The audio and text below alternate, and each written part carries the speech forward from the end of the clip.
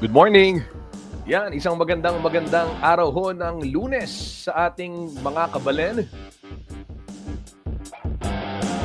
Kumusta ho kayo? Ako po ang inyong lingkod, Justin Dizon, maghahatid po sa inyo ng balita at impormasyong makatotohanan, balita at impormasyong mapagkakatiwalaan, at balita at impormasyong may paggagamitan. Yan ho ang pangako sa inyo ng CLTV 36 News and Current Affairs at pangako namin sa aming halos 2 million followers sa social media. Kabalen, live ho tayong napapanood ngayon sa ating iba't ibang platforms sa Facebook at CLTV 36 Official and at CLTV 36 News.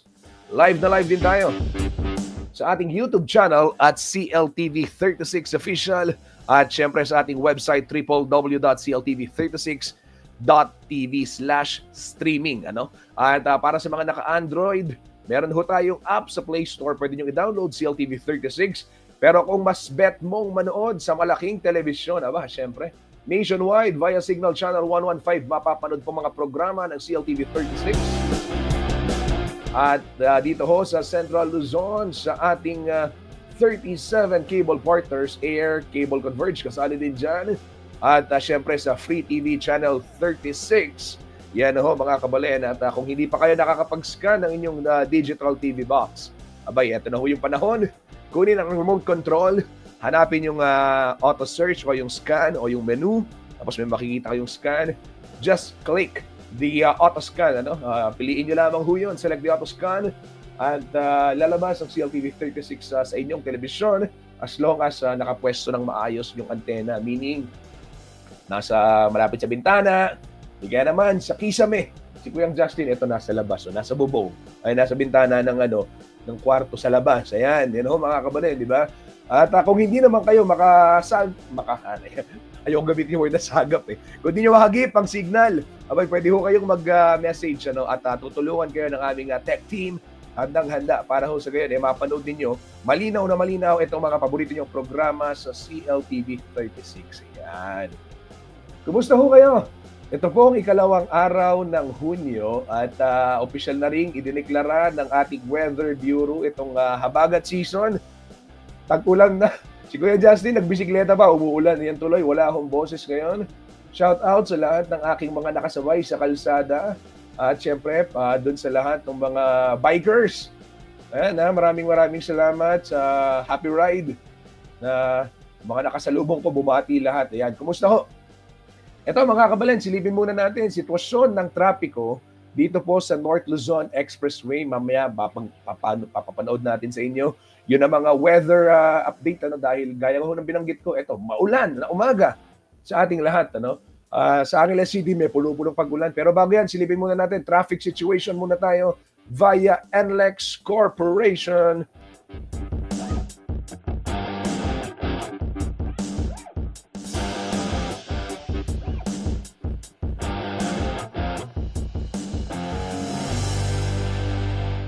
Okay, para ho sa lahat ng mga babiyahe ngayong araw, ito katatapos lamang ng 2-day concert dyan ho sa Philippine Arena at may mga nakaranas din ng traffic. Oo, nag-advisory naman ng NLEX at in-update din ho natin dito sa ating programa mga kabalen.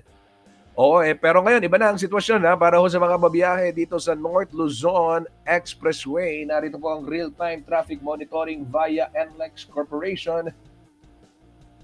Dito muna tayo sa may Balintawak Toll Plaza. Yan ho, yung mga papuntang norte. Siyempre, Lunes, wala masyado. Doon ho sa mga patungong Metro Manila, kung nasa may Balintawak Toll Plaza kayo, wala ho kayong dapat ipag-alala dyan. Tuloy-tuloy ang daloy ng mga sasakyan sa mga oras na ito, 10:21 ng umaga. And dito sa Mapulang Lupa, Valenzuela, approaching Metro Manila, may kaunting build-up dyan o may kaunting pagbabagal. May volume ng sasakyan, pero continuous flow pa rin yung traffic situation dyan. Whereas yung mga patungong norte, kung nasa Valenzuela ka, mabilis na mabilis. Wala hong halos aberya, walang halos kasabay sa kalsada. Ika nga, Dito naman tayo sa may Mindanao Avenue o Mindanao Toll Plaza. Palabas ng Toll Plaza, walang problema, maluwag, may konting pila, pero maluwag yung flow, tuloy-tuloy ang flow. At doon naman sa westbound, papasok ng NLEX, wala rin hong aberya dyan, napakaluwag ho ng kalsada. Pero dito sa may area ho ng Libtong May Kawayan, ayan, sa southbound, nakikita natin makapal ang volume ng mga sasakyan, do tuloy-tuloy pa rin ang andar. Wala ho masyadong aberya, mga kabalen, para ho sa mga biyahero. At sa Bukawi Toll Plaza, ganyan din. Same scenario sa syudad ho ng San Fernando, Pampanga, NLEX ay maluwag din ang sitwasyon sa mga oras na ito.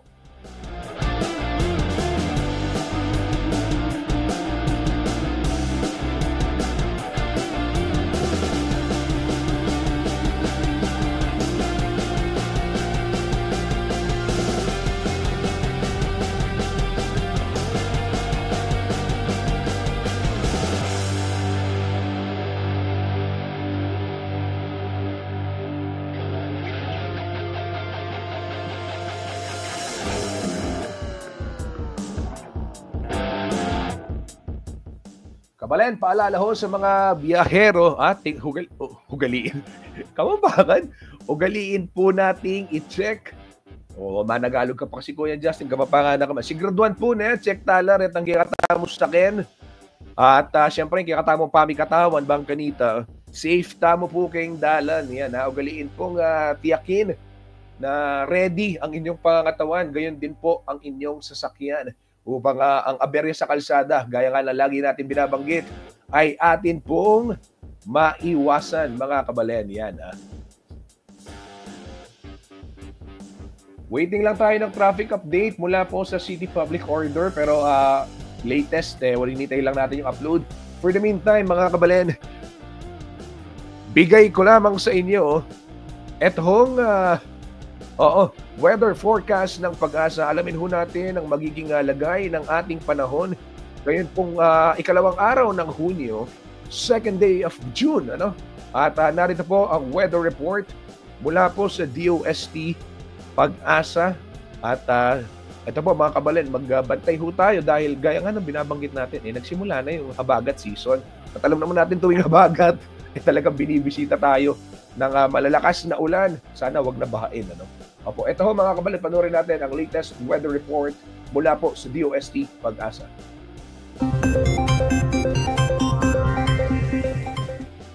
Magandang umaga mula sa Pag-asa Weather Forecasting Center. Ito ng ating update sa magiging tayo ng panahon sa susunod na 24 oras.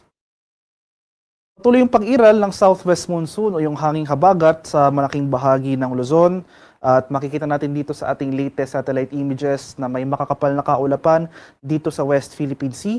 Inaasahan natin na itong mga kaulapan na associated sa habagat magdudulot ng monsoon rains. Ito yung mga tuloy-tuloy na pag-ulan buong araw dito sa kanlurang bahagi ng Northern and Central Luzon.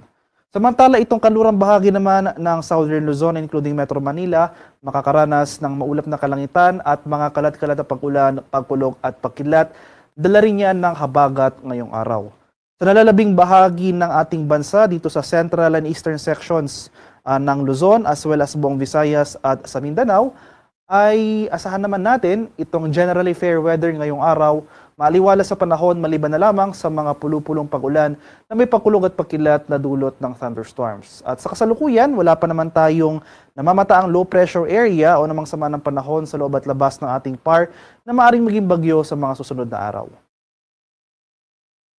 Para naman sa magiging lagay ng ating panahon ngayong araw dito sa Luzon, dahil nga sa habagat, asahan natin itong monsoon rains, yung mga tuloy-tuloy na pag-ulan for the whole day dito sa areas ng Ilocos Region, Batanes, Babuyan Islands, Zambales at sa Bataan. Since makikita mga natin dito sa ating mapa, mostly ito yung mga lugar na exposed sa western section or sa pag-iral ng habagat. So asahan natin yung mga tuloy-tuloy na pag-ulan ngayong araw. Kaya maghanda pa rin tayo at maging alerto sa mga banta ng pagbaha at pagguho ng lupa, lalong-lalo na kung tuloy-tuloy ang pag-ulan na ating mararanasan.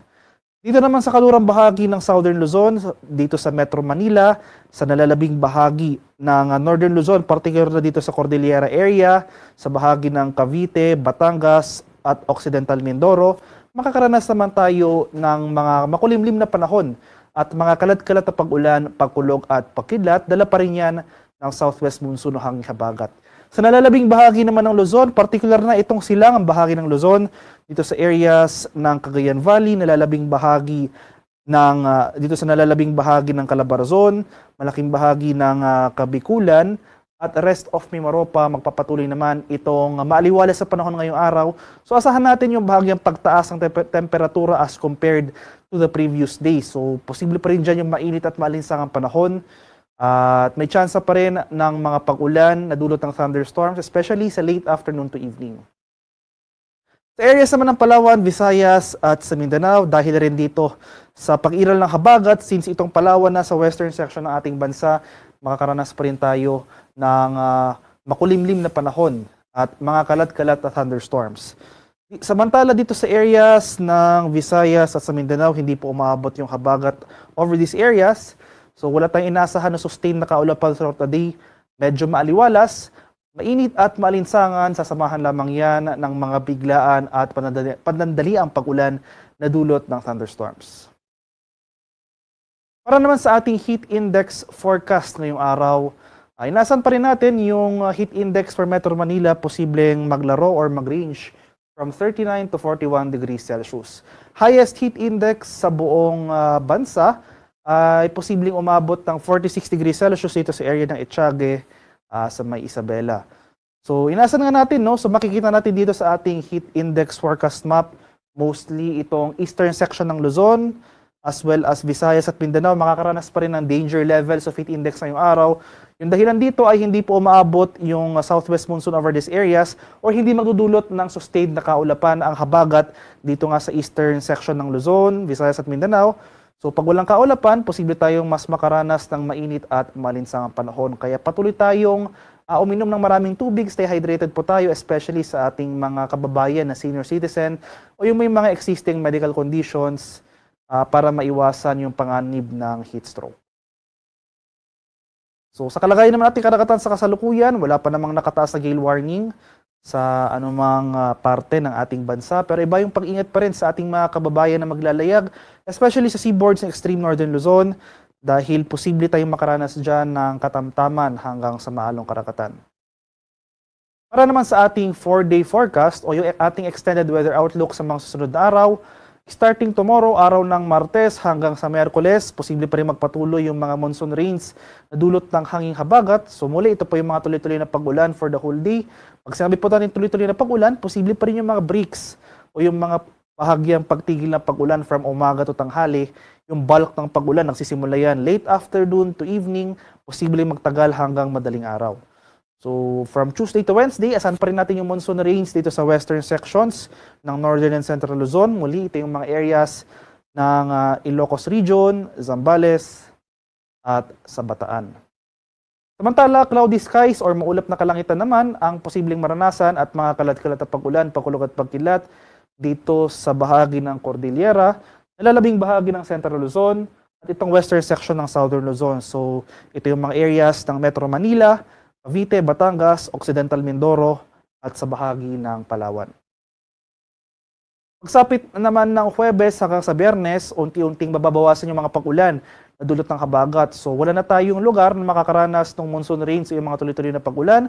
Gayunpaman, posible pa rin tayong makaranas ng makulimlim na panahon at mga kalat-kalat na thunderstorms o yung mga pag-ulan dito sa western section ng Luzon, particular na sa Zambales, Bataan, at sa Palawan. So makakaranas na tayo ng improving weather conditions over Metro Manila and most of Luzon. Mababawasan yung mga kaulapan na dulot ng habagat. Sana rin natin yung bahagyang pagtaas ng ating maximum temperatures, especially sa hapon. So posible na muli tayong makaranas ng mainit at malinsangang panahon over most of Luzon. Magpapatuloy yung mainit at malinsangang panahon sa malaking bahagi ng Visayas at sa Mindanao. Pero hindi nangangahulugan kung wala na tayong pag-ulan na mararanasan, nandyan pa rin yung mga tsansa ng isolated rain showers or localized thunderstorms. Haring araw sa Kaminilaan ay sisikat pamayang 5:26 ng umaga, lulubog naman mamaya sa ganap na 6:22 ng hapon. Para sa karagdagang impormasyon tungkol sa ulat panahon, tulad ng ating mga ini-issuing rainfall advisories, heavy rainfall warnings or thunderstorm advisories na ini-issue ng ating mga Pag-asa Regional Centers sa ating mga lokalidad ay follow kami sa aming social media accounts at DUST_Pag-asa. Mag-subscribe rin kayo sa aming YouTube channel sa DUST Pag-asa Weather Report at palaging bisitahin ang aming official website sa pag-asa.dust.gov.ph. At yan lamang po ang latest mula dito sa Pag-asa Weather Forecasting Center. Magandang umaga sa ating lahat. Ako po si Dan Villamil Lagulat.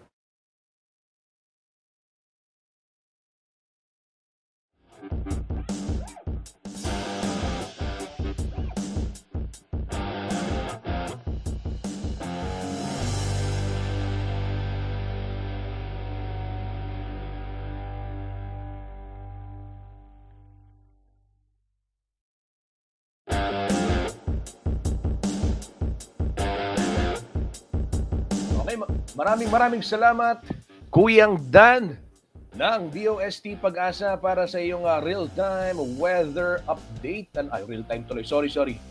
Yung weather update for this day, June 2, 2025, araw ho ng Lunes. Nabasa ko itong nakikita ninyo, real-time traffic monitoring ko sa NLEX Corporation. Yun ho kanina, pinalabas yun ng Pag-asa before 5 a.m. Oo, mga 4:30 yan na-upload. Live rather ng ating Weather Bureau. Bago tayo magpatalastas, batiin lamang natin ito hong ilan sa mga nagkomento sa ating programa. Bigyang daan natin si EJ David. Ayan, request niya kanina pa. Sabi, ibalik daw si Kuyang Ben Tulfo sa CLTV 36. Ayan, malalaman natin yan. Oo, ngayon syempre tapos na ho yung halalan. Alam naman ho natin, isa sa mga kumandidatong senador, si Kuyang Ben Tulfo. At ngayon after elections, kung ano man yung kanyang magiging desisyon, syempre malalaman ho natin yan. A-update namin kayo. Alam ko marami ring nag-aabang dyan sa Bitag. At nag-comment din, sabi ni, pati sila Boy Abunda, Pia Cayetano. Oo, ba? Gusto niyo yung ating mga programa dyan sa sa mga yung mga ganyang usapan, nalilibang kayo, Maganda nga yung mga tinatalakay nila, yung mga usapang batas, usapang karapatan, Diba? Abangan ho natin yan, malalaman ho ninyo. Soon, ibabalita ni Kuyang Justin yan sa inyo. Eto, nanonood din sa ating programa ang aking matalik na kaibigan, Kuyang Joel Stephen Manalo. Kung Joel, Joseph pala yung paunakana, Ron pala yung Joseph. Malilito na ako, Steve, pero puwi ka na, siyempre, ka na akong barkada. Hinka na kay katamong SK, Edwin Manalo Jr., shoutout yan. Kumusta po ka rin tao, Santo Domingo, Minalin, Pampanga, pa rin po sa Blang Manalbe, ayan. Makatutok yan, panayang Manalbe kay katamoy ko yung Joel Stephen Manalo. Dakala salamat. Kaya nga lang patnang suporta king CLTV 36. Kabalen, magpapatalastas lamang ako dahil merong ipapasok na paalala ang ating mga kaibigan dyan sa FCR sa ating pong pagbabalik. Ihahatid ko sa inyo yung detalye ng iba pang mga balita na dapat ninyong malaman ngayon pong araw ng Lunes, June 2. Huwag ko kayong aalis. Magbabalik po ang CLTV 36.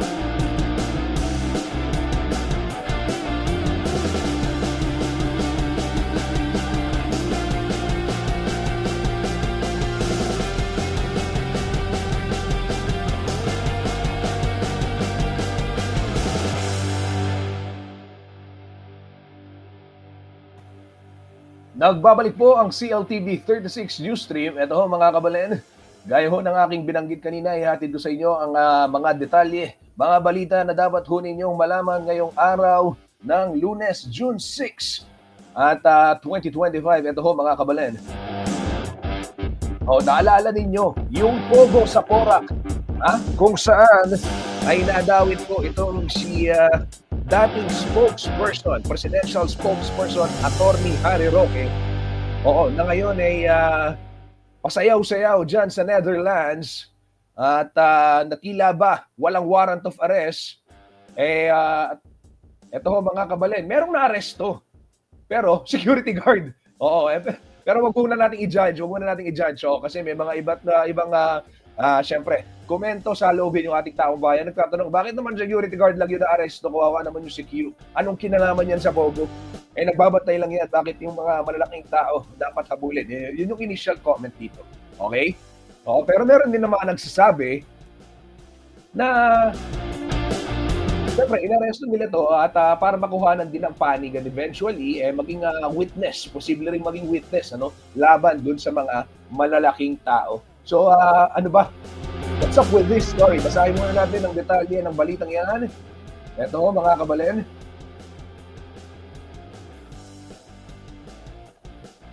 Nawala. Ito po, inaresto yung arestado ng PNP Criminal Investigation and Detection Group o CIDG ang isa pa pong akusado sa kasong human trafficking na kinasasangkutan ni na dating presidential spokesperson Harry Roque at business owner na si Cassandra Ong. Ito po ay kaugnay, mga kabalen, ng illegal na operasyon ng isang Philippine offshore gaming dyan ho sa may Porac, Pampanga, na alam naman ho natin tinutukan ng marami sa ating kababayan yung balitang yan. At kinilala ho ng mga otoridad ang suspect na si Mariano, nadakip ho sa Public Safety Division ng Clark Development Corporation dito pong Huwebes, May 28, bandang 6 p.m. Si Mariano po ay dating umanong security guard ng Lucky South 99 Outsourcing Incorporated. At si Ong ay isa ho sa mga incorporator ng naturang kumpanya, habang si Harry Roque naman ang nagsilbing legal counsel ng naturang kumpanyang nagpapatakbo sa Pogo. Ang pag-aresto po ay isinagawa sa bisa ng warrant of arrest na inilabas laban po sa kabuang na akusado. Kabilang ho dyan si Cassie Ong at ang dating tagapagsalita ni dating Pangulong Rodrigo Duterte na si Attorney Harry Roque. And kabil dyan ho, paglabag ho yan sa 9208, yung Republic Act 9208 na tinatawag, o yung Anti-Trafficking in Persons Act. Non-bailable ang nasabing kaso ayon pa sa ulat ng kapulisan. At nananawagan naman si CIDG Director na ngayon po itatalaga na bilang PNP Chief, Nicolas Torres, sa iba pang akusado na voluntaryong sumuko upang hindi na sila kailanganin pang tugisin ng batas. Giit ho niya ay puspusan rin ang koordinasyon ng gobyerno ng Pilipinas sa International Criminal Police Organization o Interpol at upang mahuli si Roque na nasa Netherlands para sa kanyang asylum application. Matatandaan ko na pong inaresto ng CIDG ang isa pang suspect na si Marlon sa isang entrapment operation sa Barangay Tabon, Mabalacat City noong May 22.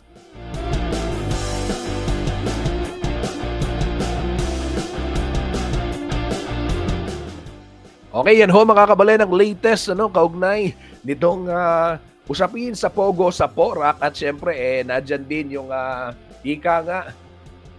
Sino ba talaga ang mayor sa bayan ng Porac? Marami nagtatanong. Ito, basahin natin yung huling statement. Nabuksan na rin naman natin yung usaping Porac, mga kabalen. Maganda na matalakay din natin yan. Okay, dito ho sa pinakahuling balita, pinakahuli. Hanapin natin yung pinakahuling balita. Kuya Justin, pakinggan natin. Kaugnay ho nitong senaryo sa Porac.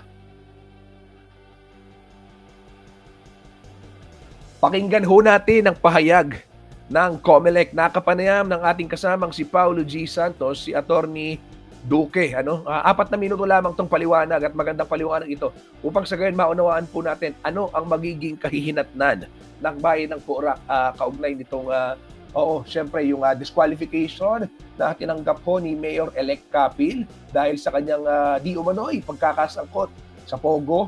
Tapos nag-anunsyo yung COMELEC na magkakaroon ng magko-convene muli yung kanilang Municipal Board of Canvassers o MBOC dahil ipoproklama na nga yung pangalawa sa eleksyon na si Mike Tapang. Pero nag-file ng MR o Motion for Reconsideration ito pong si Mayor-elect Capil. Kaya naman yung proclamation sana ni Mike Tapang bukas, June 3, ay hindi muna maitutuloy. Pakinggan ho natin ang pahayag ni Atty. Duque ng COMELEC Central Luzon, Assistant Regional Election Director, upang higit nating maunawaan yung mga kaganapan dyan ho sa bayan ng Porac, Pampanga. Narito po mga kabalen. Wait lang. Lalakihan ni Kuya Justin, eto.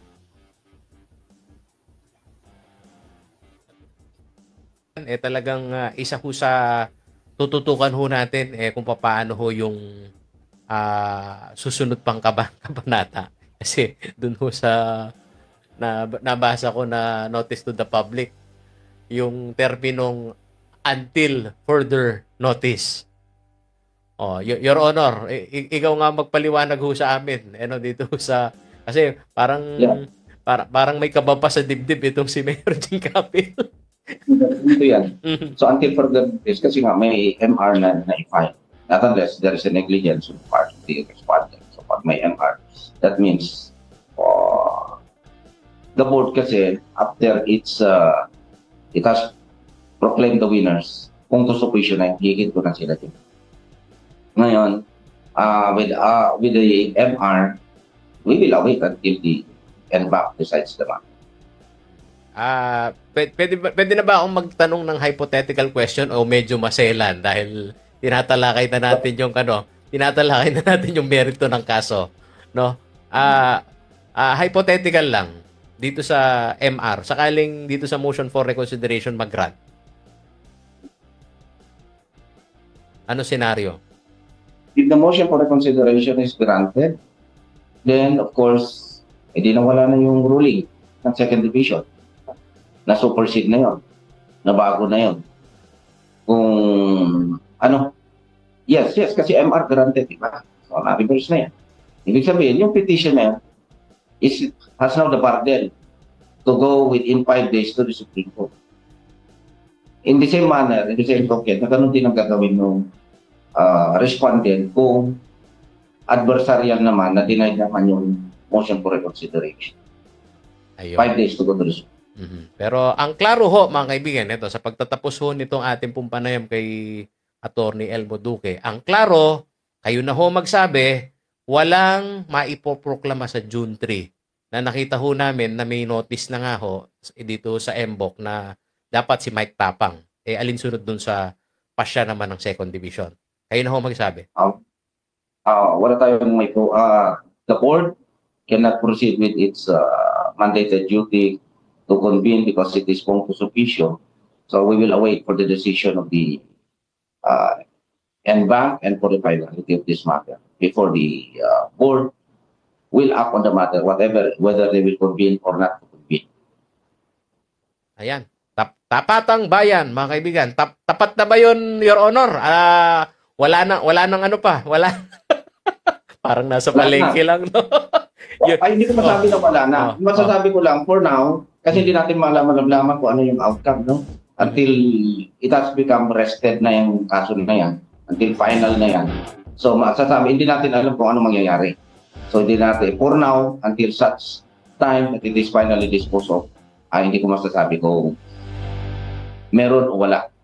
Otherwise, parang pre-preempt natin magiging decision na higher body na. Ayan. At dito ho sa klaro, mga kaibigan, lalong-lalo na ho yung mga bumoto ho sa Porac, talagang nalilito ho sila. Ano ba talaga, kuya? Ang mayor ba talaga namin? Si Mayor Jing Capil, na alam naman namin binoto namin at nanalo. Pero ayan, meron hong disqualification case na pinakikitunguhan. Pero ang malinaw ho ngayon, darating ho yung Hunyo at 30, to be exact. Tama, Your Honor? Oo. Hindi ko rin wala. Kung yung 30 pa o June 3? June 30. June 30. Yeah, oo. Yung function sa office. Oo. Sa pag-upo sa pwesto, hanggat walang desisyon ang mayor sa PORAC ay si Mayor Jing Capil. Tama. Tama. Hanggat hindi nagkakaroon ng penalidad o magiging tapos ang lahat ng pinangkat.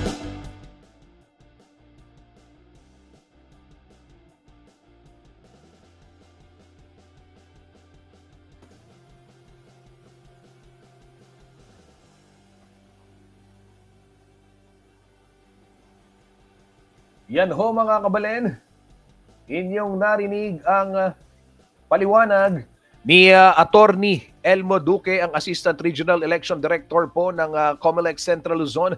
Kaugnay nga nito hong binabanggit nating usapin, ano? Ito hong sino ang mayor sa PORAC? Oo, sino ang magiging mayor sa PORAC pagdating ng June 30? Meron bang proclamation sa June 3 yan? Malinaw ho yan.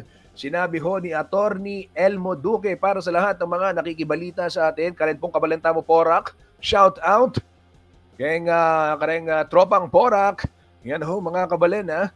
Oo, mananatiling mayor-elect si Jing Capil hanggat walang desisyon ang COMELEC and Bank. Ayon ho yan kay Attorney Elmo Duque, ang Assistant Regional Director ng COMELEC Central Luzon. Dahil ito nga ay naghain siya ng motion for reconsideration. So yung unang announcement, yung unang advisory na kailangan mag-convene ng MBOC o yung MBOC, Municipal Board of Canvassers ng PORAC sa June 3, that is tomorrow, para ho iproklama itong si second winner, second highest vote, ano? Yung candidate who gathered the second highest number of votes ay si Mike Tapang, ay hindi itutuloy yan hanggat walang desisyon ang COMELEC and Bank. Yan ho ang malinaw mga kabalen. Ano? So mayor-elect pa din si Jing Capil, at kung hindi makakapag-desisyon ang NBank hanggang June 30 ay mag-a-assume po ng termino o ng opisina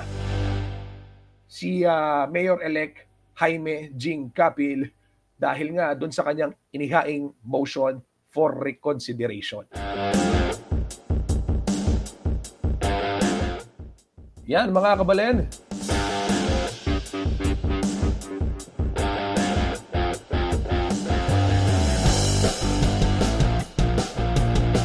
At least malinaw sa atin, tutok lamang ho kayo sa CLTV 36 dahil itong mga importanteng balita, na lokal na balitang dapat ho ninyong malaman, ito'y aming ihahatid.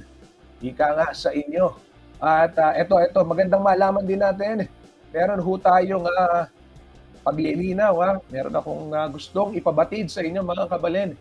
Napakarami na ng kumakalat na peking balita ngayon. Kaya naman mahalaga na sa trusted source lamang kayo pumunta. Kagaya na lamang ho nitong alin yan? Itong fake news alert mga kabalen. Opo. Hindi ho kayo nagkakamali. Itong inyong nakikita, wala hong mangyayaring lockdown, Sino ba yung nagpapakalat niyan?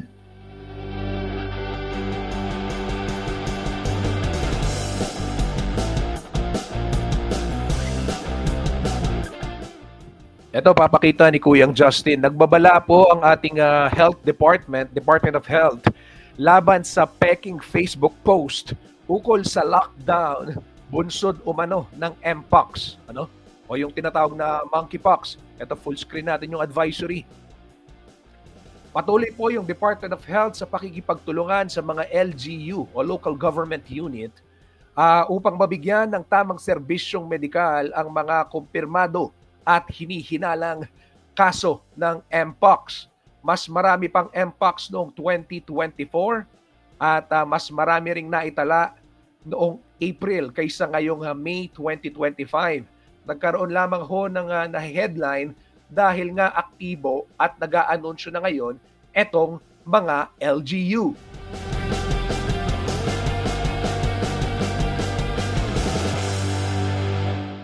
Ayon pa ho sa ating health department, wala pa ring Mpox Clade 1B na nakikita dito sa Pilipinas.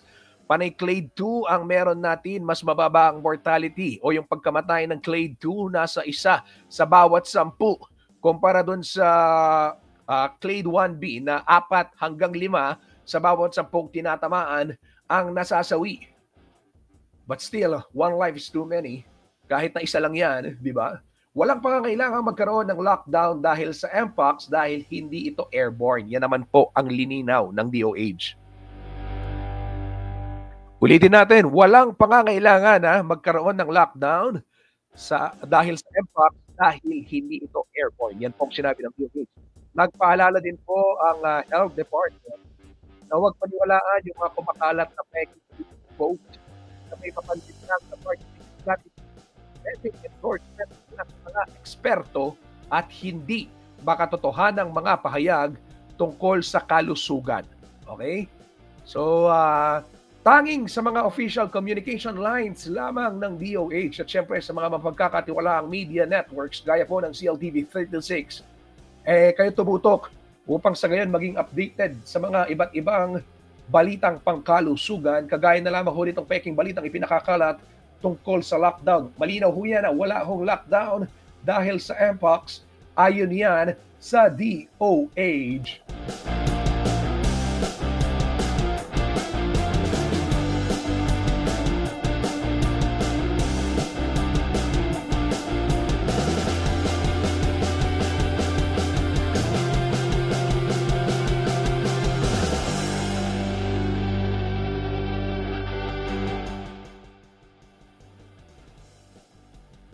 Eto, Kuya Justin, binabalita mo yung Mpox. Ano-ano ba yung mga simptomas ng Mpox? Eto, paghanapin natin. Mula sa DOH, makibalita tayo. Ano ba yung, etong Health Department na. Pakita ko sa inyo yung sa World Health Organization pala, rather. Ayan. Ano ba yung mga dapat nating malaman tungkol sa Mpox? Teka lang. Sintomas. Mula po sa World Health Organization. Diba, Justin, pinapawisan sa noo. Pasensya na kung gumigintab yung noo ko. May ilaw kasi. Dalawa ho yung ilaw. Ayan, may shadow. Ang init. Okay, sige. Banggitin ko lamang ho ano yung mga signs and symptoms ng Mpox na kailangan nating malaman. Napaka-importante mga kabalen. Pero paglilinaw, wala pong lockdown na mangyayari dahil sa Mpox ayon ho yan sa DOH. Ano ho yung mga signs and symptoms na pwedeng magsimula within a week. Pero pwede rin mag-start from day 1 to 21 days after exposure. So yung symptoms po ay tumatagal ng 2 hanggang 4 na linggo. At pwede hong magpahina ng immune system. Kabilang ho sa mga simptomas ng Mpox ayon ho sa ating World Health Organization. Ito mga kabalen. Rash, fever, sore throat, o yung pamamaga ng lalamunan, headache, muscle aches, sakit ng kasukasuan, back pain, low energy at swollen lymph nodes. At kung meron ho kayong yung iba, yung mga first symptom ay rash o yung mga parang butlig-butlig, habang yung iba naman nilalagnat, yung iba naman nagkaka-sore throat. Mabuting sumangguni dyan ho sa mga pinakamalapit na health centers upang malaman din natin. At may babala din siyempre yung ating health department kaugnay niyan. Patuloy yung LGU sa pagbabantay dito po sa mga dapat nating tandaan kaugnay nga nitong Mpox mga kabalen. At saan tayo dapat lumapit? You coordinate with your local health clinic sa mga barangay. Napaka-importante niyan. Upang sa gayon maiwasan ho natin yung sakit.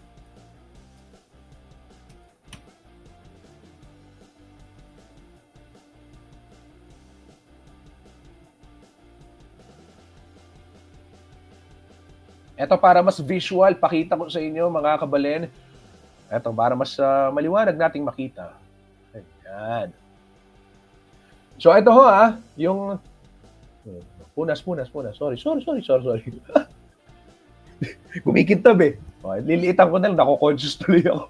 Okay. So ito ho, yung Mpox, pakita natin ano ba yung mga sintomas na dapat ninyong malaman mula po sa DOH.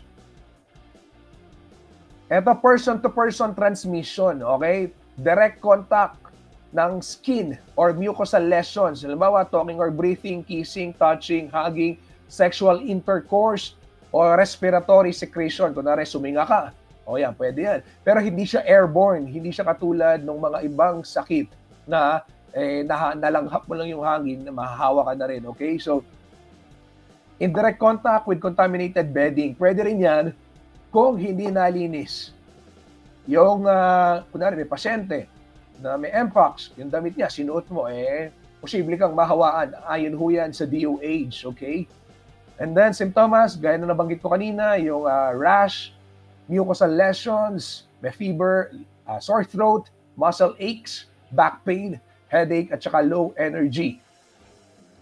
Ano ang dapat gawin para maprotektahan po ang ating sarili dyan sa Mpox? Eto mga kabalen, magsuot ng o takpan ang bibig kung ikaw ay inuubo o sinisipon.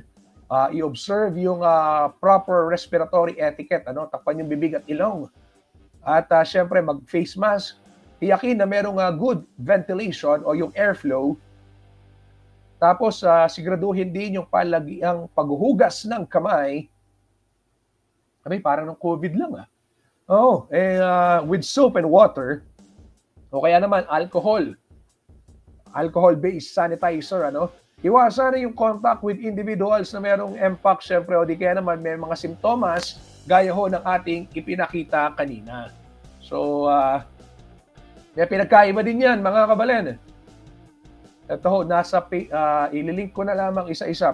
Pwede nyo pong i-screenshot ito para mas magabayan kayo. Ilalagay ko rin sa ating comment section. Yan, i-click ninyo. Mula ho yan sa DOH.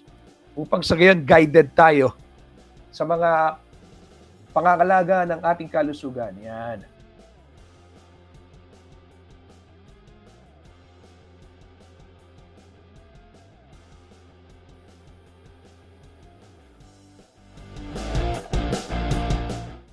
So yan, naka-post mga kabalen dito sa ating live streaming.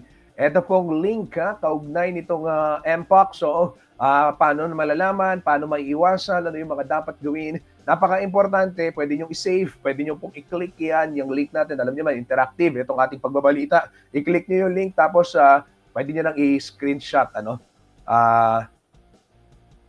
para ho kayo ay makaiwas at malaman natin, magabayan din tayo para hindi po fake yung ating balita tungkol po dyan sa Mpox na ating binabantayan lahat ngayon dito sa Pilipinas. Pero paglilinaw, ulitin ko lamang, walang lockdown. Okay? Kung meron ho kayong nabasa, may na-encounter kayo, fake news. Oo, sabi ng DOH, hindi totoo yan. Walang lockdown dahil po sa Mpox. Yan mga kabalen. Okay, at ako'y kailangan ng magpaalam sa telebisyon, sinesenyasan na ako. Nito pong ating mga kaibigan. Pero gayon pa man, ibibigay ko sa inyo. Panoorin natin yung change of command ceremony. Lamang ito. Ayan. Yung iba pang mga balita. Ako'y muna magpapaalam sa telebisyon. Magbabalik ako dito tuloy-tuloy ang ating live streaming. Hindi ko papatayin. Okay? Maraming salamat sa lahat ng mga tumutok dito sa ating programang CLTV 36 Newsstream. Lalo na yung mga nakasama natin sa telebisyon. Dito sa TV, dito sa SOCMED. Tuloy tayo. Chat lang tayo sa comment section. Let us engage. At maya-maya susulpot si Kuyang Justin para maghatid pa ng ibang mga developing stories. Muli, ito po ang CLTV 36 Newsstream. Maraming salamat mga kabalen.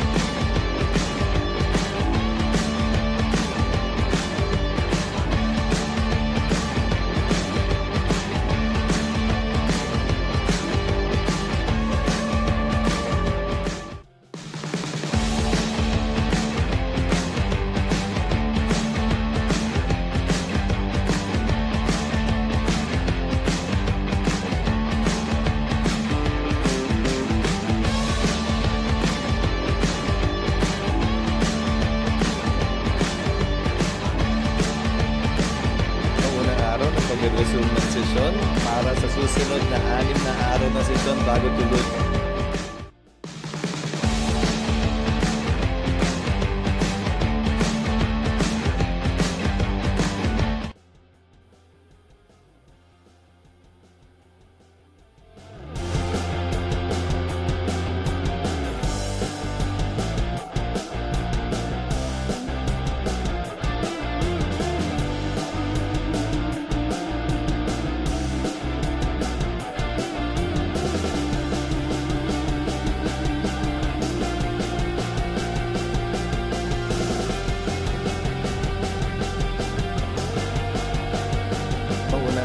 Pag-resume ng sesyon para sa susunod na 6 na araw na sesyon bago tuluyang magtapos ang ika-19 na Kongreso. Inaasahan namin na siksik at maraming mangyayari at magaganap kaugnay ng pagpasa ng mga makabuluhang lehislasyon. Gayun din, iba't ibang usapin na kailangan harapin ng Senado at ng Kongreso bago kami magtapos sa ika-19 na Kongreso.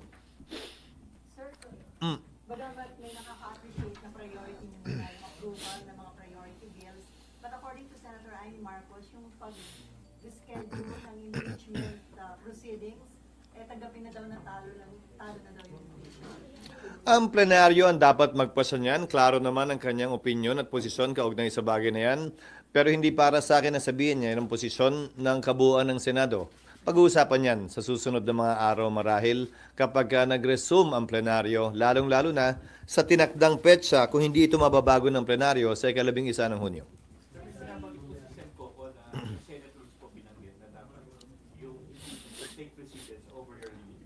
Pag-uusapan namin yan mamaya marahil dahil kapag ka naka-recess ang Kongreso at nakalagay sa Rule 1 ng impeachment rules ng Senado, Senate President ang unang magtatalaga ng schedule, pero hindi naman ibig sabihin na nakaukit na sa bato yun.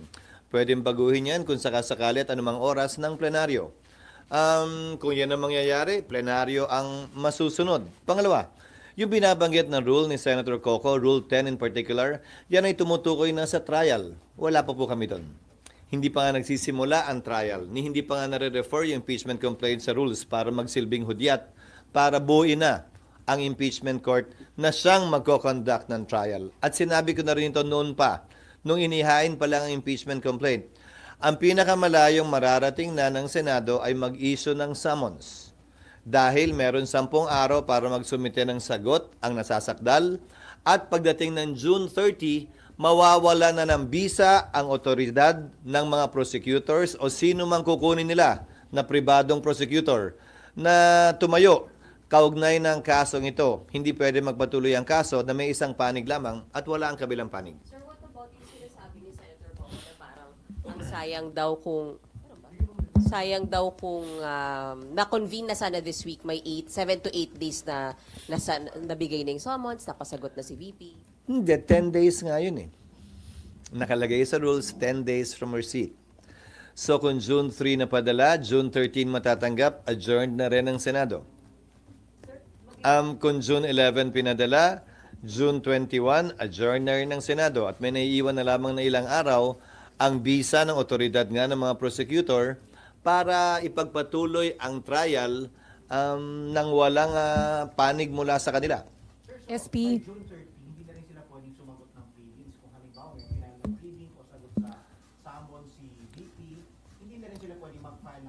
Hindi, dahil tapos na ang kanilang otoridad at otorisasyon mula sa 19th Congress. Hindi tulad ng Senado na semi-continuing body pang may sasabi.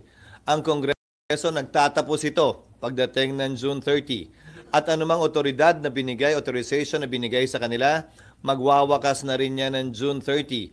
Ang private prosecutors, kung may kukunin sila, ganun din. Hindi rin pwedeng lumampas ng June 30 dahil kung yung principal na nagbigay sa kanila ng authority by an agent, wala na rin dapat yun. Sir, so yung proposed timetable nyo dati, sira na yun by June 30? Sira na yun by June. Aling proposed timetable? Yung dati mong Hindi na namin babaguhin na nga yung rules dahil nga, kung maalala nyo, siguro mga ilang buwan na ang nakakalipas na sinabi ko, may mga panukalang baguhin yung rules pero sa dulo, maliban na lang nga, ulitin ko, kung ang plenaryo ay magde-decide otherwise, hindi na lang kami magbabago ng rules dahil baka sabihin pinapalitan pa namin to in the middle of the game. So kung ano man yung mga nakatakdang rules sa rules of court ngayon na suppletorily applicable, yun na lamang yun. Dahil tiyak ko, ano man ang baguhin namin sa rules ngayon, may magrereklamo at magrereklamo mula sa isa o sa kabilang panig, citing, quote-unquote, changing the rules in the middle of the game. Pero wala nang pre-trial starting June 30. Tama ba? Kasi nga, wala nang kinatawan mula sa kanila. So, ang pinaka pwede namin maipadala, which is under the rules, bibigyan namin sila ng puwang na magsumite ng written interrogatories, which is part of pre-trial.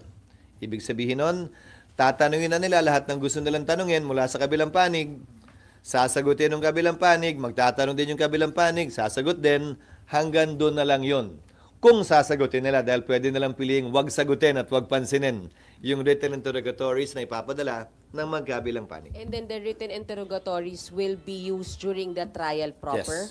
Yes, kung anong admissions man ang ginawa doon, magagamit yon ng magkabilang panig pagdating ng paglilitis. SP, since move na ng June 11, Yes, Nympha. yes, yung reading ng articles of impeachment, sa June 11 na rin lahat mangyayari yung pag...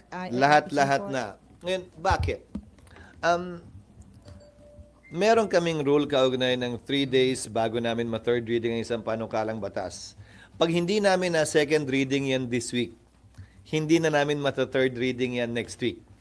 So time is of the essence insofar as passing certain bills are concerned na para mahabol yan sa 19th Congress. Kumbaga, yung pwede namin gawin ngayong linggo, hindi na namin pwedeng gawin next week kung gusto pa namin itong humabol. Sa kabilang banda, yung pag-issue ng summons, whether June 3 yan or June 11, pareho lamang naman ang epekto dahil yung panahong bibigay sa nasasakdal kay VP Sara para sumagot, babagsak na rin sa petsa na wala ng sesyon ang Senado at ang Kongreso. Sir, kasi So, walang tatamaan, walang mapapaboran kaugnay nito.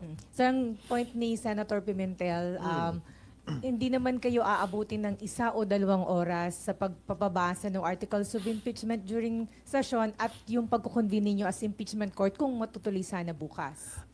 Hindi naman yan nalalaman pa kung anong mga punto ang i-raise ng iba naming kasamahan kapag binuksan at pinag-usapan na ito. Hindi pa nga nakaschedule para pag-usapan ito sa June 11 pa nga. Sa pagkakaalam ko, itatayo si Senator Pimentel para magtanong kaugnay nito. So hindi pwedeng sabihin ni Senator Coco na maikli lamang yon. Dahil ngayon nga, hindi dapat pag-usapan, mukhang pag-uusapan namin. So lalo na kapag yun talaga ang pag-uusapan, tinitiyak ko sa iyo, mas maraming sasabihin at mas maraming tatayo kaugnay ng iba't ibang punto sa bagay na ito. So, ano yun, SP, ibig sabihin, iwasan nyo yung mainit na debate dito na makakakonsume Hindi sa ko oras iniiwasan yung mainit na debate. Ikaw naman, ikaw yung nagtanong. I mean, sabi mo nung una, maikli. Ngayon, ang sinasabi ko, hindi para sa kanya na sabihing maikli lang to o mahaba. Dahil hindi niya kayang pigilan, hindi ko kayang pigilan. Sino mang gusto magsalita kaugnay nito. Pero kapag ito'y nagsimula na nga, hindi na namin magagawa yung mga dapat sana namin gawin. Particularly, yung aaprubahan on second and third reading dahil yung ibang third reading kailangan pa ng BICAM. Kailangan pa rin ma-ratify yung BICAM. So, kailangan namin bigyan ng fighting chance man lang na maipasa ito. Ulitin ko, yung trial sa July 28 pa naman, 20th Congress, walang mawawala, walang madadagdag, walang mababawas. Pero itong mga second at third reading, malaki ang mawawala, malaki ang mababawas. Siguro naman, kapag papapiliin tayo sa pagitan ng dalawang pwede nating gawin o dalawang kaling tatahakin natin, doon ka sa mas may magagawa para sa ating mga kababayan. Pero definitely, SP, magko-convene kayo as impeachment court. Otherwise, pag hindi kayo nag-convene before you adjourn, walang impeachment trial next Congress. Tama ba?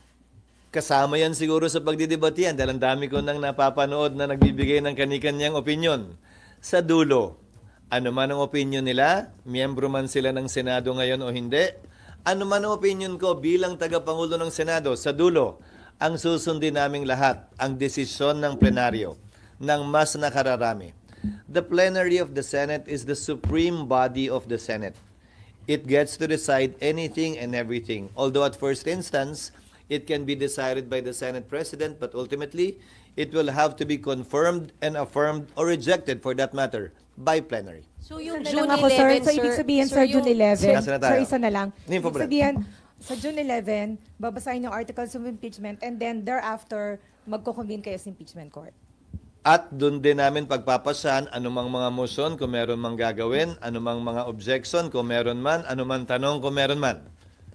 Ang dulo nun ay magko-convene ng impeachment court kung yan na magiging pasa ng Senado at i-issue yung summons sang-ayon sa aming rules para bigyan ng panahon sumagot ang Vice President. Pero since Nakalagay sa Rule 1 ng impeachment rules, if I may direct your attention, it only refers to the Senate President. The Senate President shall set the date when the prosecutors will present the impeachment complaint. Ngayon, initially, yung Senate President, tulad ng sinabi ko, but plenary can decide otherwise if they should decide to do so. Sir, sabi mo, kung pagpapasahan sa June 11, so ibig sabihin, pwedeng hindi matuloy yung June 11? Ang dami ko na kasing naririnig ng mga nagsasalita dito na miyembro ng 19th Congress. Di ba? So, pakinggan natin lahat yung kanilang mga moson. Kabilang na yung binanggit mo kanina na sinabi ni Senator Amy. So, pakinggan natin lahat at sa dulo, pagbobotohan lahat yan ng mga miyembro ng 19th Congress without prejudice to the 20th Congress deciding otherwise or in the same light given the fact that the 19th Congress cannot bind subsequent Congresses or any Congress for that matter. Pero sir, would you insist na Balik sa'yo, Nympha. Apa, sorry sir. Pero mag-insist kayo na mag-convene kayo sa impeachment court sa June 11? What do you mean by magi-insist, Nympha? Again, we will decide all of these things in accordance with what the plenary wants and in accordance with our rules. Yung rules namin, plenary din ang nag-decide nun eh. Tandaan mo aaprubahan namin yung rules din. So, plenary ang magde-decide kung anong rules ang i-approve namin at kung anong gagawin namin.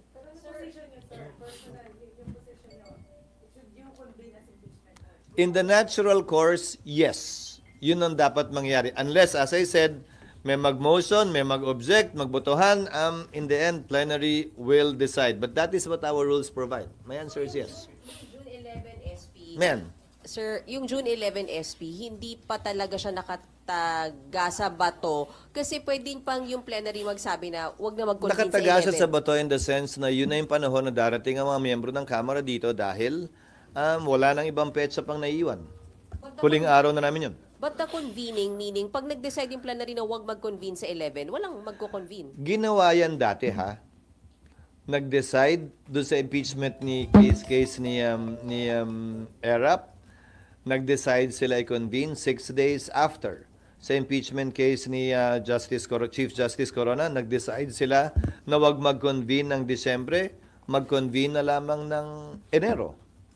So, may mga president naman kaugnay nun. Ang kaibahan lang nito, tatawid ito ng panibagong kongreso. Ulitin ko, ang 19th Congress, no Congress can bind subsequent Congresses. Hindi kami pwede magpasa ng tinatawag nating irrepealable law. Hindi kami pwede magpasa ng isang bagay na hindi na pwedeng galawin o baguhin pa ng susunod na kongreso. So anumang pasya namin ay binding sa amin, pero hindi binding sa susunod na kongreso. So wala nga kasiguraduhan yung June 11 SP. Kung wari mag-decide ang plenary today, na walang magko-convene sa June 11, then ma-overpower, sir. Kung mag-decide ang plenary today na hindi magko-convene sa June 11. In theory, yes, but I doubt that. I doubt that that will happen. Wala lang. I doubt lang. Duda lang ako na yun ang mangyayari dahil maliwanag naman ang tinatalaga ng rules, maliban na lamang kung may maliwanag at klarong basehan at rason para hindi gawin yon. Pero sa dulo, pagbobotohan pa rin yan. But sir, nothing prevents your colleagues from saying, hindi na naman natin ito matatry, pasa na lang natin sa 20th Congress. Nothing prevents them, yes. As I said, nothing prevents anyone from making a motion, nothing prevents anyone from putting it to a vote, nothing prevents anyone from objecting, but ultimately, it will be debated and put to a vote. So ano yung Ano?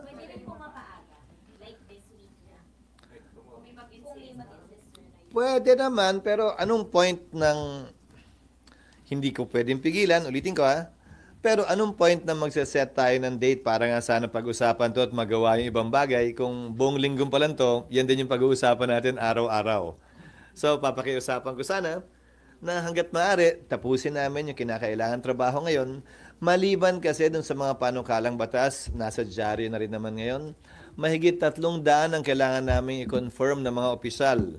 Hindi lamang mga kalihim, mga opisyal ng Constitutional Commission, pati na rin mga miyembro ng Armed Forces, mga opisyal ng Armed Forces of the Philippines at saka Department of Foreign Affairs na mahigit 1.5 buwan hindi makakapagtrabaho ng buong buo kung hindi sila mako-confirm. SP, kailangan nyo talagang sorry. May mga nagbabanggit po na yung mga delays and postponement. Eventually, kababagsakan yan, hindi na talaga matutuloy. Hindi ko alam kung anong hugot nila, pero gaya ng sinabi ko, sa dulo, plenaryo magdedesisyon sa lahat ng bagay na ito. Nifa?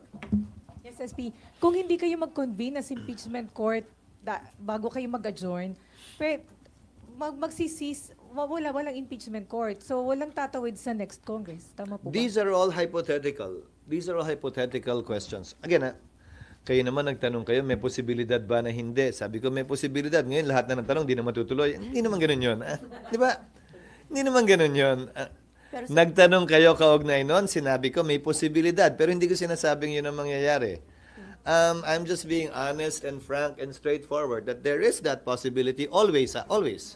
But it has never happened in the past.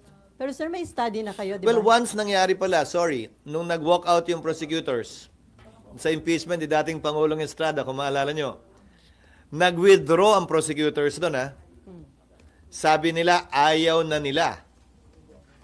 At ang sabi ng Senado, isususpend na muna namin to hanggat hindi kayo nagpapakita hanggang nag-EDSA na. Tapos, in-archive na lamang yung impeachment. Ganun na nangyari doon, But again, wala namang nagplano, wala namang nagsabi, pero kung tatanungin nyo, posible ba yun ng mga panahong yun? May sumagot naman din sigurong oo. Sir, can you walk us through the process kung paano... Gusto mo, run na lang para mabilis-bilis tayo. Paano po ninyo napag-desisyonan na i-move yung... After LEDAC, that's why we came out with a notice. That's why we came out with a notice in the afternoon of Thursday, May 29, right after LEDAC. Dahil kaya nga hinabaan ko na yung sulat sa House of Representatives na pinabigay ko sa inyo para doon na nakalagay lahat. At doon na nakalagay yung sagot sa lahat ng pwede niyong tanungin kung bakit. Pero hindi pa kiusap. From the President? No, it did not. Ano yun? Decision ng House at Senate leadership? I was not even able to tell Martin, the Speaker, about that. He found out through the letter that I sent him. So sariling decision yun, sir? After consulting some of our members as well. Pero SP, bago nyo po nilabas yung parang proposal nyo na calendar months ago, hindi pa po ba alam na may mga ganito karami pang 12 priority bills, may 300 na uupo sa CA? Hindi, dahil yung mga ina-appoint ng Presidente, kaya nga ad interim ang tawag, in-appoint niya to in the course of the recess. Hindi naman yun in-appoint ng mga panahong yon. Pangalawa, usually sa LEDAC, nababawasan yung bills na iti-take up dahil hindi naaabot. Itong LEDAC na to ang pinag-usapan, ano pa ba yung kayang gawin dahil sayang naman. Advanced stage na yung mga bill at pwedeng ihabol pa sa 19th Congress imbis na magsisimula na naman sa simula pagdating ng 20th Congress. Sir, kung usapin kung pwedeng tumawid sa 20th Congress yung impeachment, meron na ba kayong pag-aaral na ginawa? Kasi malamang yun na maging issue. Paano nyo i-address yun? Meron, may president yan sa US Congress. Ang isang ehemplo din, kaya naman, simula na naman tayo, napag-usapan na natin yan dati. Ang isang example din yan, yung SET. Yung mga kaso ng SET, tumatawid ng Kongreso. Dahil 6 na taon yung term na pinagdedebatihan sa protestang yon. Bagaman nagpapalit ang mga maestrado ng korte, nagpapalit ang mga miyembro ng SET, tumatawid at tumutuloy pa rin siya. Pero wala pang eksaktong pinagbobotohan ang plenaryo kaugnay sa bagay na yan. So, pwedeng pagbotohan yan ng plenaryo ng 19th Congress. Pero ano man ang desisyon namin, hindi pwedeng i-bind yung 20th Congress. So, pwedeng magkaroon ng ibang pananaw yung 20th Congress. Halimbawa, pwedeng sabihin ng 19th Congress, tatawid yan. Pero ang pasyon ng 20th Congress, hindi tatawid yan. At i-dismiss nila. So, depende. Sa dulo, you have to understand, in Congress, plenary is supreme. It's not the decision or the voice of one member, even if he or she is the Senate President or an officer of the Senate or the House. Desisyon palagi ng plenaryo ang mangingibabaw sa anumang usapin. Sir, may implication kung merong magiging senator judge, ang ngayon palang sinasabi, itaga nyo sa bato, hindi may impeach si VP Sara. Desisyon at pasya nila yon, hindi para sa akin na husgahan yon. Pero nakalagay sa aming rules na hanggat maaari ay maging impartial sana ang bawat senator judge hanggat hindi pa naririnig yung kaso mismo. Maging ganun pa man, ang pag-inhibit ay voluntary decision sa parte ng sinumang hukom. Hindi ito pinagbobotohan ng mga miyembro ng hukom mismo. Halimbawa, magbobotohan kami, hoy, ikaw, tanggal ka na. Hoy, ikaw, sa dami ng sinasabi mo, wag ka na. Hindi pwedeng ganun. Ano? Pwede sila mag-motion o bakit naman prosec agad, ba't hindi naman defense ikaw naman? Pwede mag-motion ang magkabilang partido. Pwede mag-motion ang magkabilang partido, pero desisyon yan nung pinapa-inhibit o pinapa-recuse na hukom. Alam din niya dapat yan. SP, meron kasing article. Parang nakarami ka ng kapinimpa ngayong umaga. Pasensya na, SP, we have to ask. Meron kasing article sinasabi na yung pag-delay daw dito sa impeachment, yung pag-start ng impeachment process is for your self-preservation. Nag-propose daw kayo ng 1 week cooling off period bago i-address yung impeachment complaint. Hindi ko makita yung rason. Hindi ko makita yung rason. Wala yata akong kinalaman. Hindi ako yung nasasakdal sa impeachment complaint. I don't see the connection. I don't see the connection between postponing it. Again, walang mapapabura nito. Wala rin itong masasaktan. Dahil ang pinaka-pwede lang naming magawa mula't mula ay mag-issue ng summons. So walang nawala, wala rin naidagdag. Walang binawian ng panahon, walang inambagan din ng panahon. Ang nakuha lang namin dito ay mas mahabang panahon para gawin yung totoo naman talaga naming trabaho na magpasa ng makabuluhang legislasyon at batas. Kaya po yung statement po ni Presidente sa Malaysia, ayaw niya naman talaga si Sara. May effect ba ito sa recognition? Matagal naman na rin niya sinasabi yan, di ba? At sinabi ko na rin kanina, yung pagpapadala ko ng sulat ng Webes, bugso yun ng LEDAC, yung kailangan namin tapusin. Walang sinabi ang Pangulo o walang utos ang Pangulo kaugnay dyan. At hindi ko nga rin nasabi kay Speaker Martin noon nandun pa dahil nagpasya kami pagkatapos na nung minamap out na namin yung mga kailangan gawin kaugnay sa mga pinag-usapan sa LEDAC. Sir, personally, kasi sa survey, 9 out of 10 nagsasabi na dapat harapin at sagutin ni VP Sara yung mga kaso sa kanya dito nga sa impeachment. So, sa tingin nyo, better nga na masagot ito ni VP Sara? Anong survey yan? SWS ba yun? 9 out of 10 survey. Parang dami kong survey na nakikita na iba't iba ang sinasabi. Bali-baliktaran ang sinasabi. So, Ito depende yung na lang. latest survey.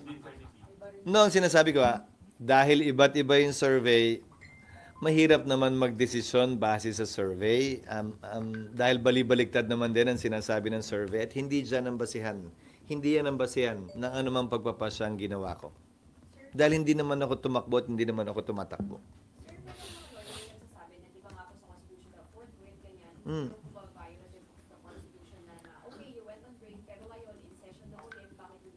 There are pending cases in the Supreme Court, both for mandamus to compel us to convene and prohibition to stop us from convening. Walang TRO, so we are proceeding as we think best. Pangalawa, ibabalik ko na naman, yung mga prosecutor na congressman na nagrereklamo ng forthwith ay immediately, sila nga mismo hindi nila sinunod yung sarili nilang rules na immediately ire-refer ng SecGen ang lahat na impeachment complaints sa Speaker para ilagay niya sa Committee on Justice. The SecGen sat on it for 4 months. Kung ang mga prosecutor hindi naman sinusunod yung salitang immediately sa sarili nilang rules, kami forthwith lang naman na nakalagay, hindi naman immediately. Sabi nila pareho daw yun. So, kung yung mga prosecutor mismo ay tila hindi naman nagmamadali at pinipili nila kung saan sila nagmamadali, wala sila sa lugar, madaliin kami ngayon. Pero kasi mas mabigat yung sa constitutional provision. Oo, pero nakalagay din nga doon sa forthwith, trial must commence. So, babalik ko sa iyo. ERAP, hindi nag-convene hanggang pagkatapos ng Christmas break.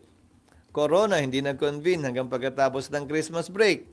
Gutierrez, hindi nag-convene. Makalipas ang 3 buwan, hindi Christmas break, summer break yon. Hindi ko naman yata kayo narinig magreklamo noon, noong mga panahong yon. So ngayon, klaro, may mga partisano na gustong madaliin ito at matuloy na to. May mga partisano na ayaw ito. Ano bang sinabi ko nung simula pa lang? Hindi namin papakinggan yung mga may dalang kulay. Pabor o kontra sa impeachment, pabor o kontra kay VP Sara. Ang papakinggan lamang namin ay yung sarili naming konsensya, diktado ng kung ano ang pinakamaganda para sa ating bansa, mga kababayan at institusyon na naayon sa batas. Sir, yung categorically, sir, can you say na yung decision niyo to delay has nothing to do with the ongoing courting of votes for the Senate presidency of the 20th Congress? I don't see the connection whatsoever. No. So, it has nothing to do with that. Has nothing to do, especially given the fact that the 20th Congress will have a totally different composition. Pero sir, naniligaw na ba kayo ng suporta sa mga kasamahan nyo? Kasi some are saying na may nangihingi na ng support nila dun sa mga vying for Senate presidency. Nag-uusap, kaibigan ko naman lahat. Pinag-uusapan ng trabaho, hindi lamang sa 19th, pati na rin sa 20th Congress. Pero ang pananaw tingin ko dyan, masyado pang matagal eh. Kung ano man ang sagot ngayon, baka next week, next month, magbago. So, masyadong maaga. Lahat ng mga usapin at pormahan na ginagawa ngayon. So for now, tatlo kayong contenders, sir, for Senate. Ulitin ko, kung ano man ang meron ngayon, magbabago at magbabago yan. Next week, next month, isang araw bago. So, imbis na 2 buwan nating pag-usapan, pagdebatihan at may maapektuhan pa tayo, pag malapit na lang. Sa ngayon, masyadong marami pang trabahong nakaambang sa harap ko bilang Senate President ngayon sa susunod na 2 linggo. Doon muna ako totoo ng pansin. Focus po ba kayo today or in the days to come para maiwasan nga po na sa plenary, impeachment pa rin yung pag-uusapan? Mas gusto ko naman yung plenary. Okay lang naman yung plenary eh. Ang caucus, tatanungin nyo rin naman kung anong pinag-usapan eh. Di ba? Di ba? Mas magandang pag-usapan na lang sa plenaryo para marinig ninyo. Ulitin ko, walang nakaschedule pero kung may magbumungkahi, pwede naman pag-usapan din. Pero sa akin, hindi ko tatalikuran ang anumang hamon sa plenaryo dahil mas magandang on the record naman talaga. Yung mga pinag-uusapan, hindi lamang para alam nyo, para alam din ng saling lahi, yung mga pinag-uusapan ng Senado ngayon. Bills na nalista nyo sa meta, kaya bang matapos? Hanggang Sam ang binilang ko over the weekend. Pipilitin namin yung nananatiling 3. Magdedepende yan kung gaano katigas, kung gaano kalambot ang magiging usapan sa BICAM sa pagitan ng Kamara at ng Senado sa ilang mga kontrobersyal na panukalang batas. Kabilang na halimbawa, yung resetting o non-resetting ng barangay and SK elections. Yung blue economy, medyo madugo yun. Parang malabo yung pagka-blue nun.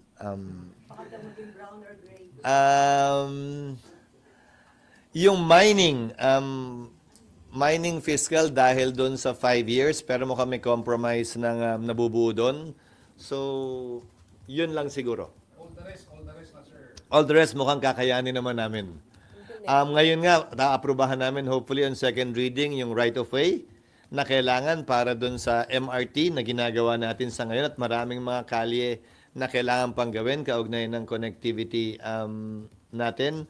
Yung right sizing, optimization, I should say, kailangan din mahabol ngayon para ma-third reading next week. Yun lang naman yung mga, again, yun yung mga kailangan naming sundan na rules sa Constitution na hindi pwedeng maaprubahan agad yung mga bill. Sir, kakayanin na ma-ratify yung BICAM report Hanggang next week, yes. Hopefully, sa weekend, magtatrabaho sila over the weekend para magkasundo yung BICAM. How about yung meron bang pwedeng mga i-adapt na lang dyan, yung Senate version or House version? Sana. Yun ang pinakamagandang paraan. Sana. Yung optimization, yun ang inaasahan namin mangyayari sana. Yung 99-year lease, yun ang inaasahan din namin sanang mangyayari. Pero dun sa iba, may BICAM siguro talaga dapat na mangyari dyan. Wala pang approved on third reading ang Kamara. So wala pang counterpart measure yan. Hindi pa sila nag-nominate ng BICAM members. Hindi, dahil lahat ng mga probisyon na kinakailangan para bigyan ng proteksyon at seguridad yung security of tenure ng mga empleyado ng pamahalaan ay nakapaloob na ron. Kabilang na ang pagkakaroon ng sapat na bilang ng kinatawan sa anumang board na magpapasya kaugnay sa optimization ng anumang ahensya ng pamahalaan. Sir, any comment doon sa decision ni Presidente na i-postpone muna yung EDSA rehabilitation? Tama lang para sa akin dahil kulang pa ang pagpaplano tila dito ng DPWH. Masyadong matagal ang 2 o 3 taon para gawin yan. Kawawa naman ang ating mananakay. Kawawa naman ang na gumagamit ng EDSA na pinaka-main route natin. Pangalawa, bakit ba sa tagal ng panahon wala silang pin-provide ng mga alternate routes na tatawid sa Pasig River dahil alam naman nilang gagawin ng Guadalupe Bridge. Ang nalalaman ko ay 2 lamang na hiwalay na tulay. Ba't hindi sila gumawa ng Bailey Bridge na magkokonekta, tatawid sa Pasig River upang sa gayon na maibsan yung hirap ng ating mga kababayan kung sakaling gagawin na nga yung Guadalupe Bridge na yan na overdue naman na talaga. Kulang ang naging pagpaplano at paghahanda ng DPWH kaugnay nito sa mahabang panahon na pinospone na ang implementasyon ng proyektong ito. Enough na yung 1 month postponement, sir? I'm sorry? Enough na kaya yung 1 month? To evaluate, yes. Kung tutuloy pa o hindi at kung anong kailangan gawin bago ito ituloy. And then dapat mga gumamit ng advanced technology para mabilis yung completion. Ang advanced technology naman, pangunahin na dyan ay ang quick drying na semento na 2-3 araw lamang ay pwede nang daanan ulit dahil ang curing period usually 3 linggo. So bago mo magawa na naman yung kabilang bahagi, kailangan maghintay ng 3 linggo. Di ba nakita mo may mga harang-harang sa kalye? Pero may mga makabagong teknolohiya mula sa Germany at sa iba pang bansa sa Europa na quick drying na. Napakabilis ng gawin. Hindi pa siguro kasama din yung teknolohiya kaugnay sa pag-repair ng tulay na maaaring maging mas mabilis na rin gamit ang modernong teknolohiya. How about sir yung proposal ni SNJB na tapusin na muna yung subway at saka yung personal commuter rate bago ayusin yung EDSA? Okay lang yon. Ang tanong ay, ano nga ba yung urgency para gawin na yan? Pwede pa bang makapaghintay pa o hindi na? DPWH lamang ang makakasagot marahil nun. Pero alam ko, noong nakarang administrasyon pa lamang, pinagpaliban na ito. So nagkaroon sila ng ganong kahabang panahon na sana para magplano, pero tila hanggang ngayon, wala pa rin sapat at katanggap-tanggap na plano.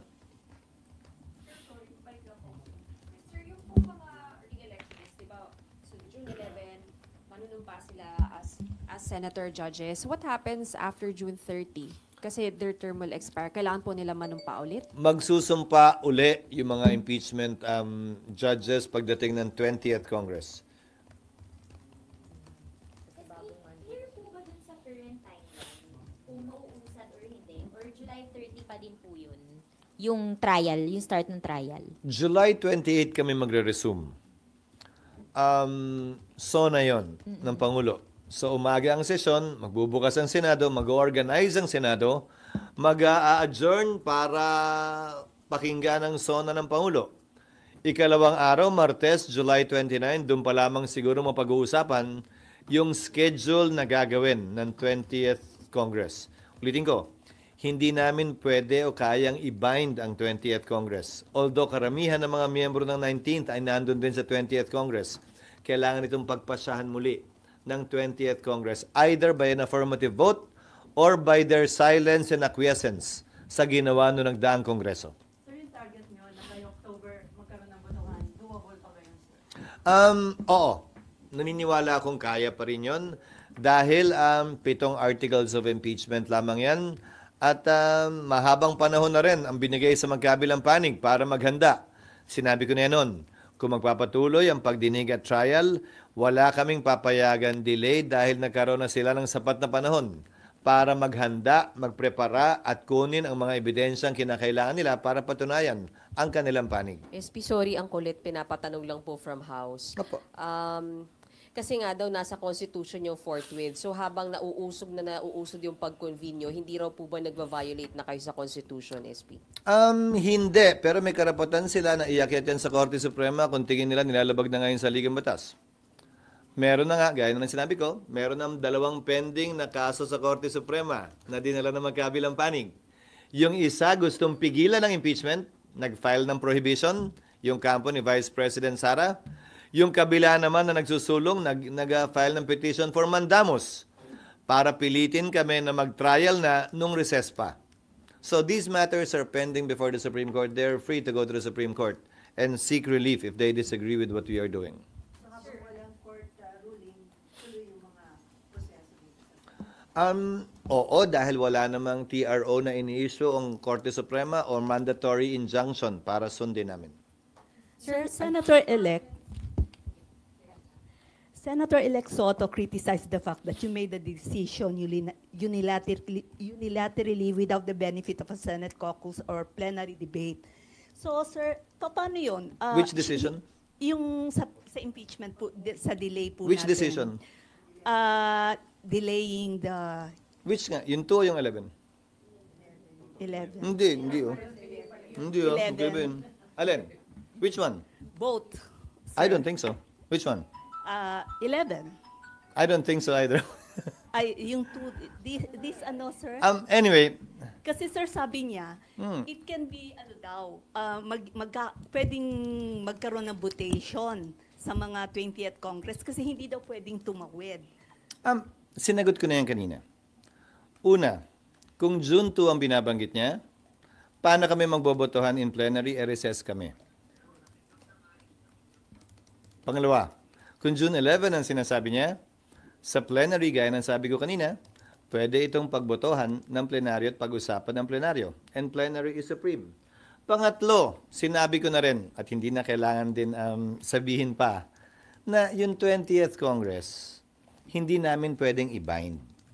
Ano man ang pasya namin, iba ang magiging pasya ng 20th Congress o pwedeng pareho. So sa dulo, ano bang sinabi ko pa ulit-ulit kanina pa? Plenaryo ang magdedesisyon. Hindi iisang miyembro lamang, tagapangulo man, opisyal o minority leader o sino man. Sa dulo, plenaryo ang magdedesisyon ito because we operate under that principle that plenary is supreme. Ano? Hindi. Yun yung decision hanggang baguhin. Hindi nakahangan tawag doon. Sorry po. Yung authority na kayo yung nag-decide muna na mag-move from June 2 to June 11, nasa Senate rules yung SP na nasa authority nyo po yun dahil naka-break. Article 1 ng impeachment rules. Ni hindi nag-distinguish kung naka-break o hindi. Hindi kaya magkaroon miscalculation. You have the rules with you. Nakalagay doon. Baguhin ng plenary. Unless baguhin ng, hindi until unless baguhin ng plenary. Nandiyan sa picture, 17 out of the 24, dyan sa picture na yan, mag-carry over to the 20th Congress eh. So, kung ano man yung magiging decision nyo, you have the numbers to sustain it in the next Congress. Depende. Yung boto naman kasi minsan nagbabago, depende sa kalagayan ng panahon, depende sa lakas ng hangin o hina ng hangin o lakas ng ulan o hina ng hangin o init ng panahon. So, depende. Hindi ko pwedeng sabihin ganun lang yun. Tinignan mo na yung mga picture. Yes. Nagbago yung composition dun sa mga senador. Nagbago po ba yung pasya nila after yung election? Ano po ba yung... Hindi ko alam. Malalaman natin sa pagbubukas ng Senado ngayon. Pero base sa mga nakakausap ko, nagbago ang posisyon tungkol saan? Sorry. Impeachment. Ano tungkol sa impeachment? Na mag-a-acquit or kung gusto ba nila or hindi na? Hindi namin napag-usapan yon. Hindi ko tinanong yung tanong na yun sa kanila. Sir, sabi po ni Congresswoman-elect De Lima na ito daw pong pag-move to June 11 is a sign that the Senate wants to kill the impeachment trial. Your reaction lang po. Hindi ko trabahong reactan ang congressman-elect na hindi pa naman formal na nagiging prosecutor o bahagi ng trial. Lalo na at partikular na ito'y pagpapasya ng Senado na hindi kabilang pa at wala pang papel ang Kamara o ang nasasakdal. SP? What happens pagka hindi nagbigay ng... Nakangiti nga eh. Paano pag hindi nagpadala ng answer si VP dun sa articles of impeachment? May lagay sa rules niyan at mag-suppletorily applicable din ang rules of court. Hindi siya i-declare in default. Anytime pwede siya mag-appear, and a plea of not guilty will be entered in her behalf, and the prosecutors will proceed with the presentation of evidence in absentia. But the Vice President at any point in time can send her representatives to represent her in the trial.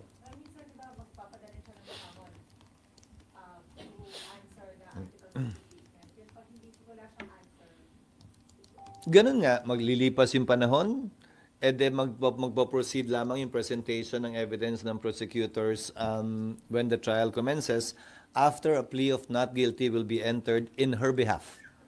Kasi kung hindi siya sumagot, ang assumption ko, hindi rin magpapadala ng abogado. So, kahit walang abogado, on behalf of her, in her behalf rather, mag-e-enter ng plea of not guilty. SP? Hindi para sa akin na komentaryo din yun dahil uupo kami bilang isang impeachment court kung sakasakali. Wala lang. Bahagi siguro lamang yun ng ingay ng politika na naririnig natin mula sa magkabilang panig.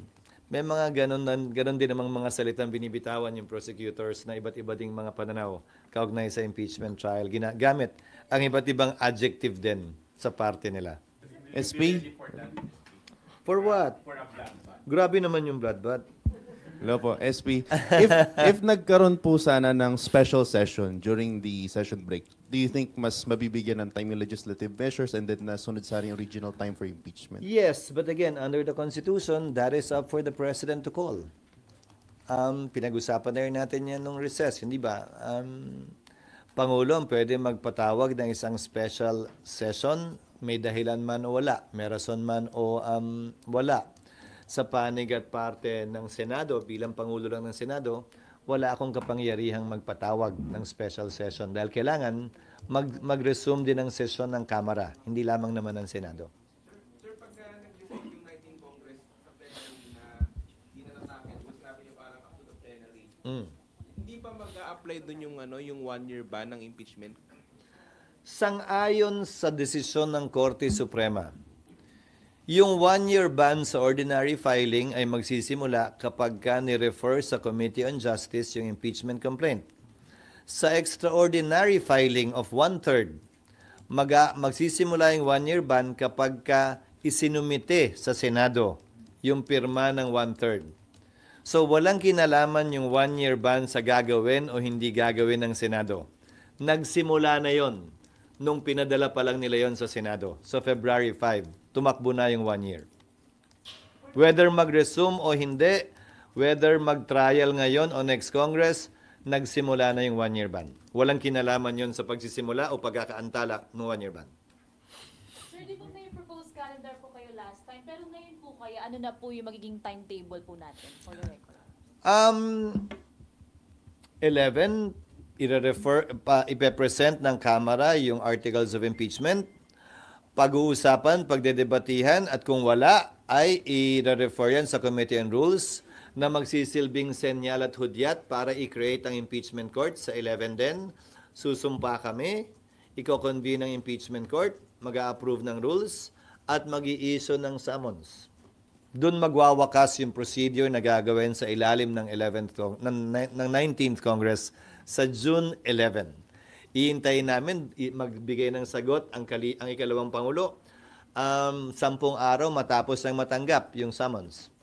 Pagkagat ng June 30, wala nang otoridad ang mga prosecutors o private prosecutors nila, so maaantala ang trial at iintayin na yung pag-resume o pagbubukas ng panibagong kongreso.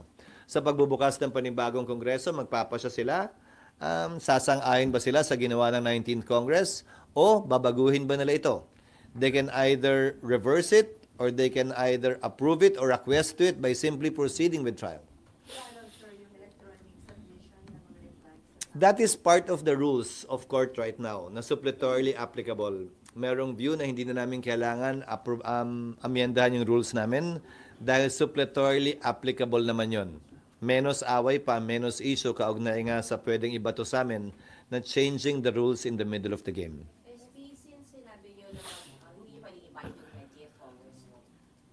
Pag nag-convene kayo sa June 11, pagdating ng 20th Congress, can they They have to convene. Reconvene on the 20th. Yes, the 20th Congress has to convene because you have new senator judges. So they can also, chances are, kung may chance lang, pwedeng hindi nila sila mag-convene kung ayaw. There is that possibility. Again, we cannot bind subsequent Congresses. But that is not only applicable to us. All previous Congresses cannot bind subsequent Congresses by virtue of the principle that we cannot pass an irrepealable law. So SP, yung decision doon, simple majority lang. Simple majority, there being a quorum. Okay. And then, sir, yung June 11, yung session, kasi doon mangyayari lahat po, di ba? So, morning or afternoon on June 11? Afternoon. Kasi wala naman na, hopefully, wala naman na kaming hinahabol na ng mga panahong yun. So, na-assume yun na natapos na lahat by June 10, June 11. Wala na rin kaming maaprubahan naman eh. Wala na rin, tapos na yung CA, tapos na lahat. Actually, kahit buong araw na kami magdebate at magbotohan ng paulit-ulit, kakayanin na yun. Last year, may quorum pa ba? Meron naman. Palagi namang meron. Hindi naman kami pwede mag-session ng walang quorum. Yes. Kahit mag-convene kayo sa June 11, it does not assure that the 20th Congress will parang pursue with the trial. Kasi kung hindi nga sila mag-convene. Anong tanong mo ulit? Walang assurance. Walang assurance na tutuloy ang trial ng impeachment sa 20th. Kasi may, sabi niyo, there is a possibility. Ang problema ko dun sa tanong na yun, kasi ang lalabas niyan, walang assurance na tutuloy eh. Hindi nga ganun yun eh. We cannot bind the subsequent Congress. That's all I'm saying. The next Congress can decide in the same manner or in a different manner. Hindi ko sinasabing walang assurance na hindi tutuloy. I'm not saying that, ha? You're asking questions within the realm of possibilities, eh. You're asking, posible ba? Hindi ko naman pwedeng sabihin imposible. Kasi posible naman talaga, but you cannot quote me and saying na posible hindi naman tuloy kasi hindi. In the realm of possibilities, everything is possible. But you also cannot assure that the trial will happen on the 20th Congress because they can decide. In the ordinary course of events, it should. Unless, magkaiba yung tutuloy kung gusto nila sa tutuloy kung ayaw nila. Hindi tutuloy kung ayaw nila. Magkaiba yun. Bakit magkaiba? In the ordinary course of events, it should.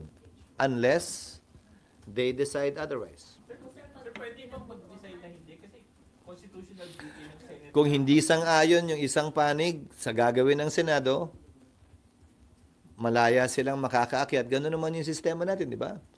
Whatever the Senate decides by a majority vote, if you disagree with it, you can question it before the courts. That's how our system works. Hindi naman ito nakukuha sa pilitan. Hindi naman pwedeng magbotohan ng Kamara para pwersahin ng Senado gawin ng isang bagay na ayaw gawin ng Senado. At kung sa tingin ng isang panig, may nilalabag kaming batas o probisyon ng saligang batas, karapatan nilang umakyat sa Korte Suprema at questionin ito. Pero sa ngayon, puro posibilidad lang yung pinag-uusapan at tanong ninyo. Sinasagot ko na nakita natin nangyari yan noon. Sa kalagitnaan ng impeachment, di ba? Noong panahon nga ni Pangulong Estrada, nag-withdraw yung prosecutors. Natuloy ba ang impeachment? Hindi. Sa dulo, in-archive na nga lang yun kasi ayaw na magpakita ng prosecutors. Pero ang must, sir, ang must is mag-convene kayo sa impeachment court before you adjourn. Kailan, anong year ba yung EDSA? 2001? O tamo, tapos nag-election din nun, nalala mo? So, hindi na pag-usapan kung tatawid dahil nag-withdraw na. Nag-EDSA at nag-withdraw na. Pero yung pinag-uusapan nyo ngayon, di ba? Tutuloy ba pag nag-resign? O bakit kung natanggal? Di ba nakatakbo pa nga uli si Pangulong Estrada? Kasi hindi nagdesisyon nun na hiwalay yung issue ng perpetual disqualification sa pagkakatanggal sa pwesto. So we're basically facing the same issues over and over again. But we've seen it happen already, so we shouldn't be surprised at some of the surprises we should be seeing in the next couple of weeks or months. Yes. It's a must na mag-convene kayo sa impeachment court para yung next Congress, doon sila mag-decide kung tutuloy o hindi. Yun ay sang-ayon sa rules namin. Sa pagkakaunawa ko din ng rules namin. Di ba nga opinion din ni Senator Coco, tutuloy ito hanggang sa susunod. Ang opinion naman ng iba ay hindi tutuloy. Di ba? Kanya-kanya ng opinion yan. Pero sa dulo, ang susundin kung may magmosyon sa bagay na yan ay ang mayoriya ng Senado. Yung hindi sang-ayon sa magiging pasya ng Senado, karapatan nilang umakyat sa Korte Suprema para bigyang linaw yung isyong ito kung may paglabag nga ba o wala.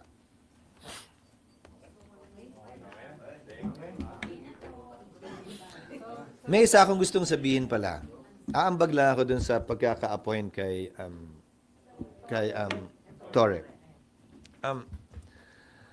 Taong 1990 nung pinasa ang RA 6975 na nagsabi na sibilyan ang Philippine National Police galing sa pagiging PCINP, kung maalala ninyo. Sibilyan at sangayon sa batas na yon, ang huling graduate ng PMA na pwedeng maging PNP chief o sumali sa kapulisan ay 1992. Mula 1993, mula 1994 yata, hindi na pwedeng sumali sa kapulisan ng PMA graduate dahil military and training ng Military Academy kumpara sa PNPA na dapat PNP. Si General Torre ang kauna-unahan, PNPA graduate na magsisilbi bilang PNP chief sa kasaysayan ng ating bansa. At sa kanyang pagkakatalaga, lubusang na ipatupad yung 35-year-old na batas na nagsasabing sibilyan ang kapulisan natin. So mabigat ang nakaatas sa balikat niya para pakita at patunayan na yung ginawang batas ng Kongreso mahigit 35 taon nang lumilipas ay tunay nga, tama at nararapat kaugnay sa ating kapulisan na civilian na ang nature at hindi military ang nature. So good choice si General Torre. Ulitin ko, kaugnay ng pagpapatupad ng batas na civilian na, dahil yan ang unang beses na ginawa yan ng sinumang Pangulo. At ngayon din naman kasi, nagkataon, na may senior na PNPA na nakarating sa rango na qualified na maging PNP chief. Okay?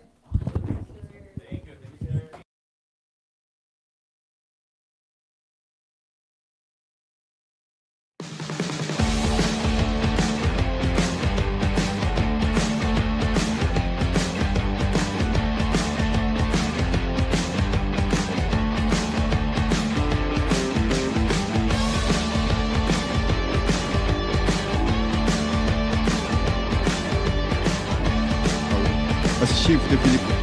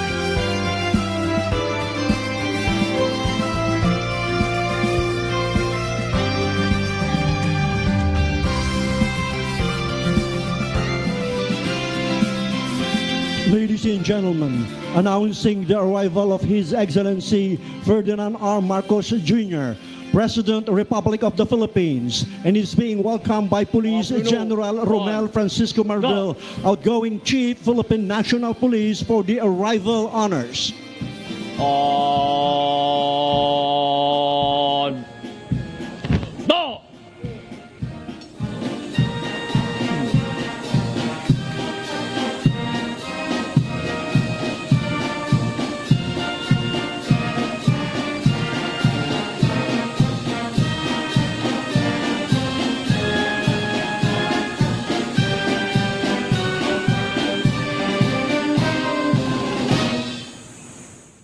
On.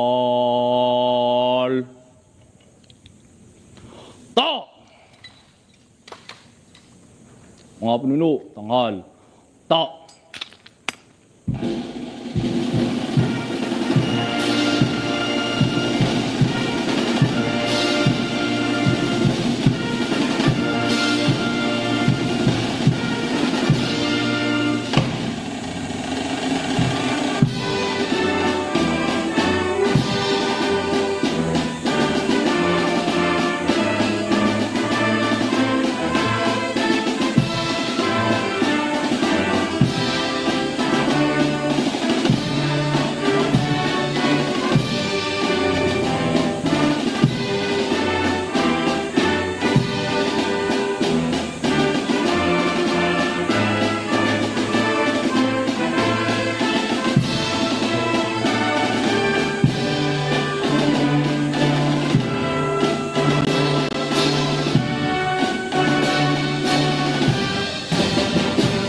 Mga pinuno, ang dadala.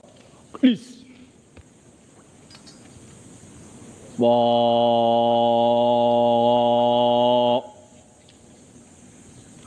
Ta! Mahal na Pangulo, handa na po ang tanod pandangal upang libutin.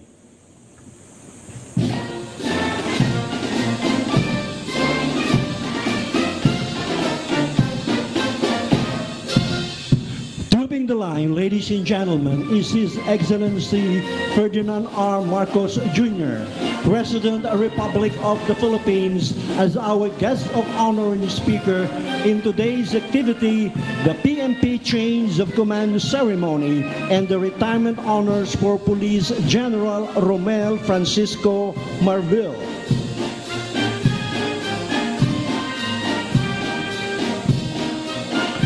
He's being accompanied by Police General Romel Francisco Marbil, the outgoing Chief Philippine National Police, and the Honor Guard Commander, Cadet First Captain Kyle Andre Dino of Philippine National Police Academy Cadet.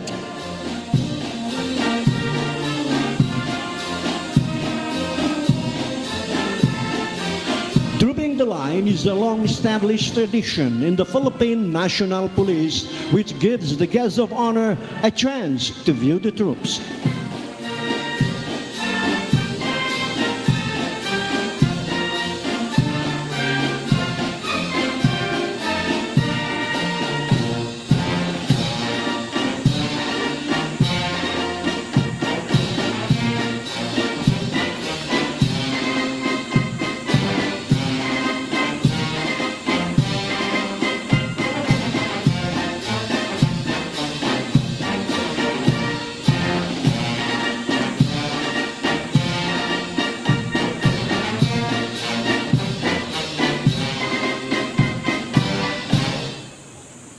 Tanghal,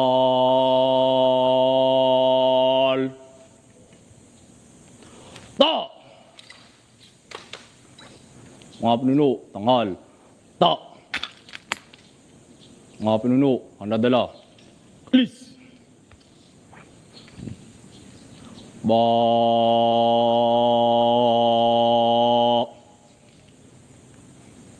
Ta! Pinuno, tapos na po ang parangal. May paabot mo ang aking pasalamat sa ating mga tropa sa kanilang parangal na binigay ngayon. Makinig sa pahayag, mga kasama. Pinapaabot ng ating mahal na Pangulo, His Excellency Ferdinand R. Marcos Jr. ang kanyang taos-pusong pasasalamat sa parangal na iginawad natin sa kanya sa umagang ito.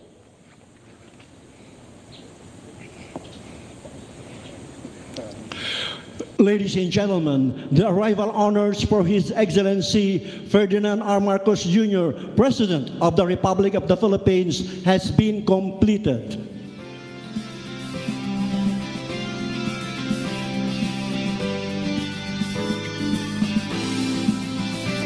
Ladies and gentlemen, His Excellency Ferdinand R. Marcos Jr., President, Republic of the Philippines.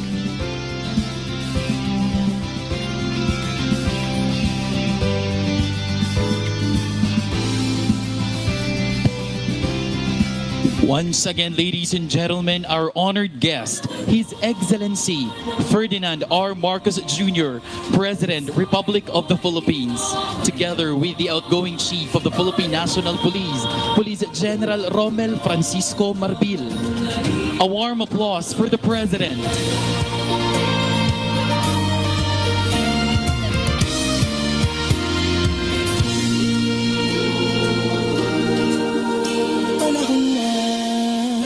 Pagbabago dahil sa ito ay kinakailangan tayo na magtulong-tulong na please be seated.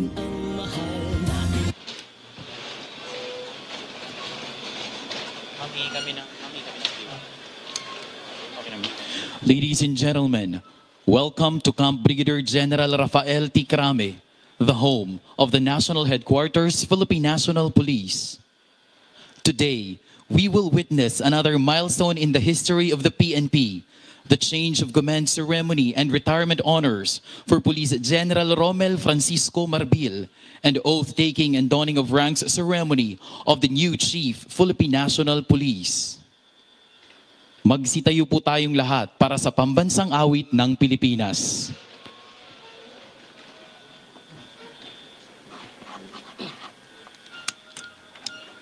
Bayang magiliw, pelas ng silanganan, halap ng puso, sa dibdib mo'y buhay. Panghidirang, duyan ka ng magiting. Sa manlulupi, di ka masisingil. Sa dagat ang tulong, sa simoy at sa langit mong lugaw. May dilag ang tula at awit sa paglayang minamahal. Ang iskap ng watawat mo'y tagumpay na nagniningning. Ang bituin at araw niya kailan pa may di magdidilim.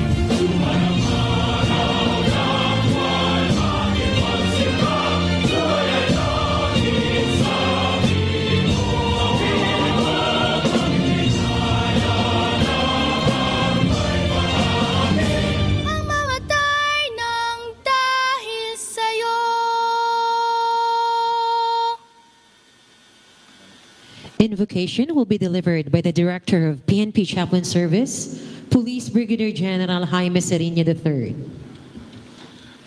In the silence of our hearts, let us acknowledge the holy presence of God and offer prayer. In the name of the Father, the Son, and the Holy Spirit. Amen. Almighty and ever-living God, we gather before you today in solemn reverence and gratitude as we witness a significant moment in the history of the Philippine National Police, the change of command ceremony and retirement honors of Police General Romel Francisco D. Marbil. Lord God, we give thanks for the dedication and the leadership and faithful service of our outgoing Chief PNP. You have guided him through challenges and triumphs, and through his stewardship, our organization has grown stronger and more resilient. Bless him now as he moves on to new horizons. Grant him peace, fulfillment, and the joy of a mission well accomplished together with his family. We now humbly lift up to you our incoming Chief PNP, General Nicolas D. Torre III, whom you have chosen to lead our police force in this new chapter. Endue him with divine wisdom, moral courage, and unshakable integrity.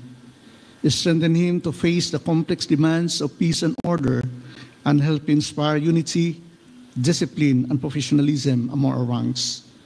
Bless as well our Commander-in-Chief, His Excellency President Ferdinand Romualdez Marcos Jr., as he continues to lead our nation towards progress and peace. We entrust this sacred occasion and the future of the Philippine National Police to your divine will.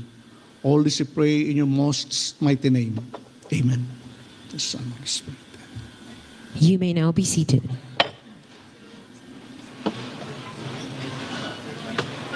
Awards and decorations are recognition of the accomplishments while in the police service and display the highlights of his career. We shall now proceed to the awarding of the Presidential Legion of Honor Award.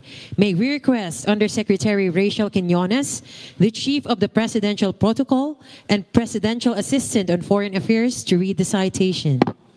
Police General Romel Francisco Marbil is requested to rise for the presentation of the award.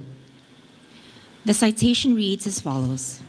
Be it known to all men by these presents that I, Ferdinand R. Marcos Jr., President of the Republic of the Philippines, by virtue of the powers vested in me by law, in recognition of his exceptional, meritorious, and invaluable service rendered to the Republic of the Philippines as Chief of the Philippine National Police from 1 April 2024 to 2 June 2025, for his diligent support and strict implementation of the duly constituted programs of the Philippine National Police, such as the campaigns against narcotics and illegal drugs, wanted persons, criminal gangs, and child abusers and pedophiles, the confiscation, recovery, and surrender of loose firearms, and other police operations against illegal activities, for promoting trustworthiness in government service delivery, and sustaining the presence of the Philippine National Police in support of nation building and community development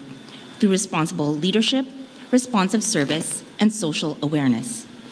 For its demonstrated commitment to the core values of the Philippine National Police, and for earning the respect and admiration of the Philippine government and the Filipino people through his remarkable achievements, have caused to be inscribed in the roster of the Philippine Legion of Honor the name of Romel Francisco Daileg Marbil, Police General, Philippine National Police, with the rank of Comandante, done in the city of Manila this 2nd day of June, in the year of our Lord, 2025.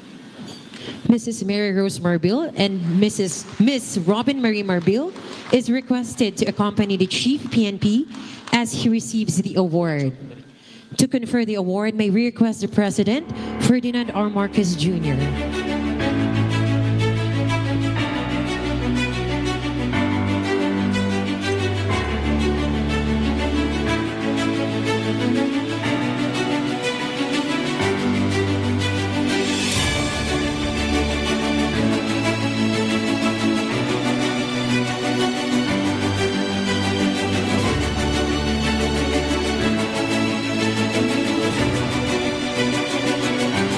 Congratulations, Police General Marbil, sir.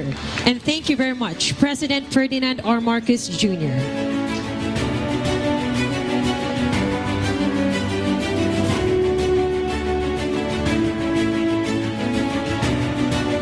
Once again, congratulations and thank you. You may now be seated.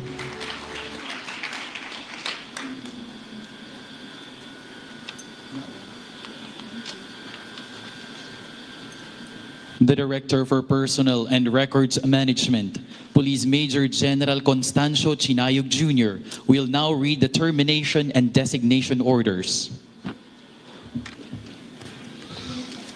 Republic of the Philippines, National Police Commission, National Headquarters, Philippine National Police, Camp Brigadier General Rafael T. Crame, Quezon City. Termination of designations.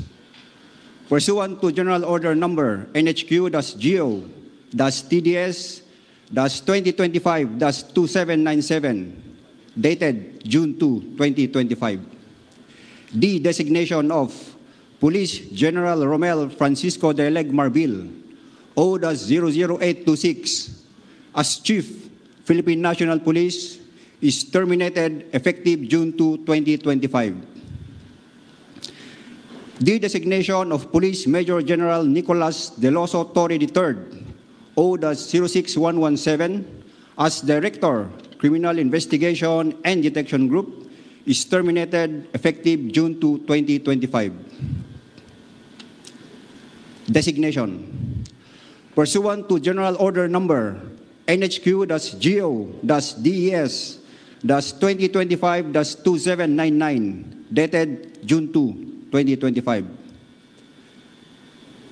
Police General Nicolas Deloso Torre III, O-06117, is designated as Chief Philippine National Police effective June 2, 2025.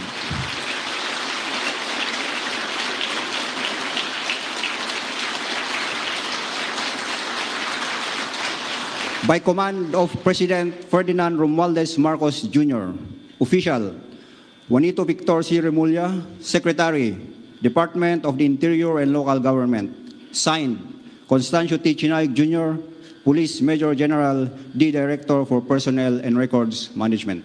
The outgoing Chief PNP Police General Romel Francisco Marbil will now read and sign the order for his relinquishment of command.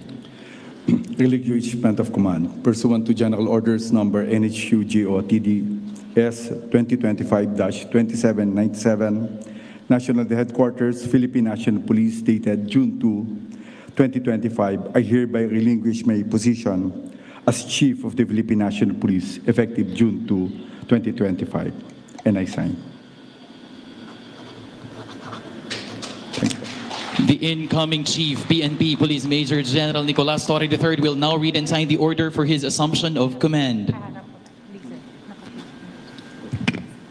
Pursuant to General Orders number NHQ-GO, DES 2025-2799, National Headquarters, Philippine National Police, dated June 2, 2025, I hereby assume the position as Chief, Philippine National Police, effective June 2, 2025, and I sign.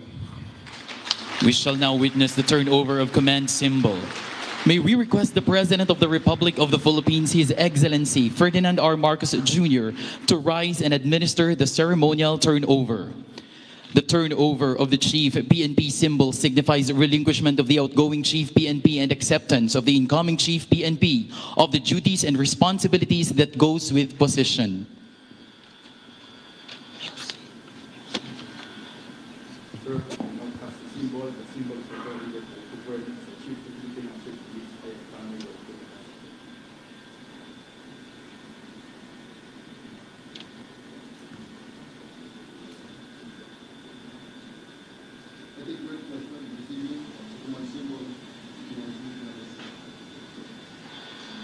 The saber represents power and authority over 233,000 members of the PNP from 18 police regional offices and 33 national support units. Thank you, His Excellency, and congratulations, Philippine National Police. May we request the President to remain standing. We shall now proceed to the presentation of memento to our honoree. May we request Police General Romel Francisco Marbil to move forward. To present the award is the President of the Republic of the Philippines, His Excellency Ferdinand R. Marcos Jr., to be assisted by Secretary Juanito Victor Remulla Jr., Department of the Interior and Local Government.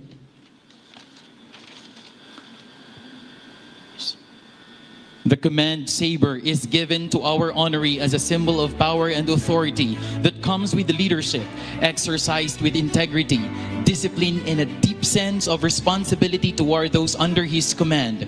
In bestowing this saber, we proudly acknowledge the exemplary authority he has exercised with integrity and purpose, and celebrate his outstanding years of devoted and impactful service to the Philippine National Police and to our beloved nation.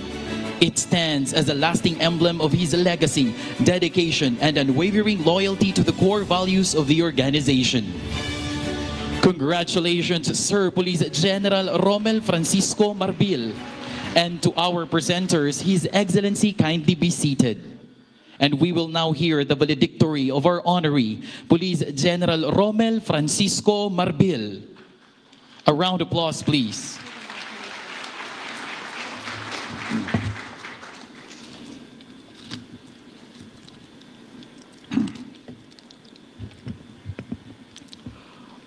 Ang pangarap nyo ay pangarap ko rin.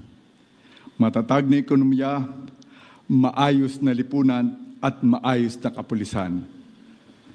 Our Excellency, natupad ko po. Thank you so much.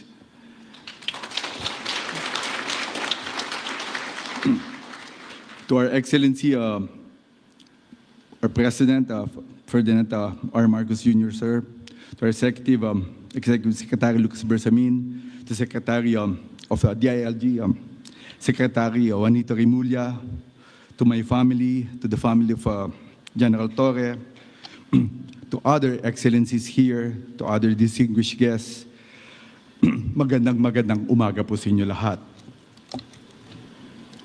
Today marked not just the end of my term, but the culmination of the deeply fulfilling career in public service, one that has been guided by our Lord's grace and strengthened by the unwavering support of many. I stand before you this momentous morning to take my final bow as Chief of the Philippine National Police. I am filled with emotions, grateful, fulfilled, and reflective of the journey we have taken together. This role has challenged and changed me beyond measure.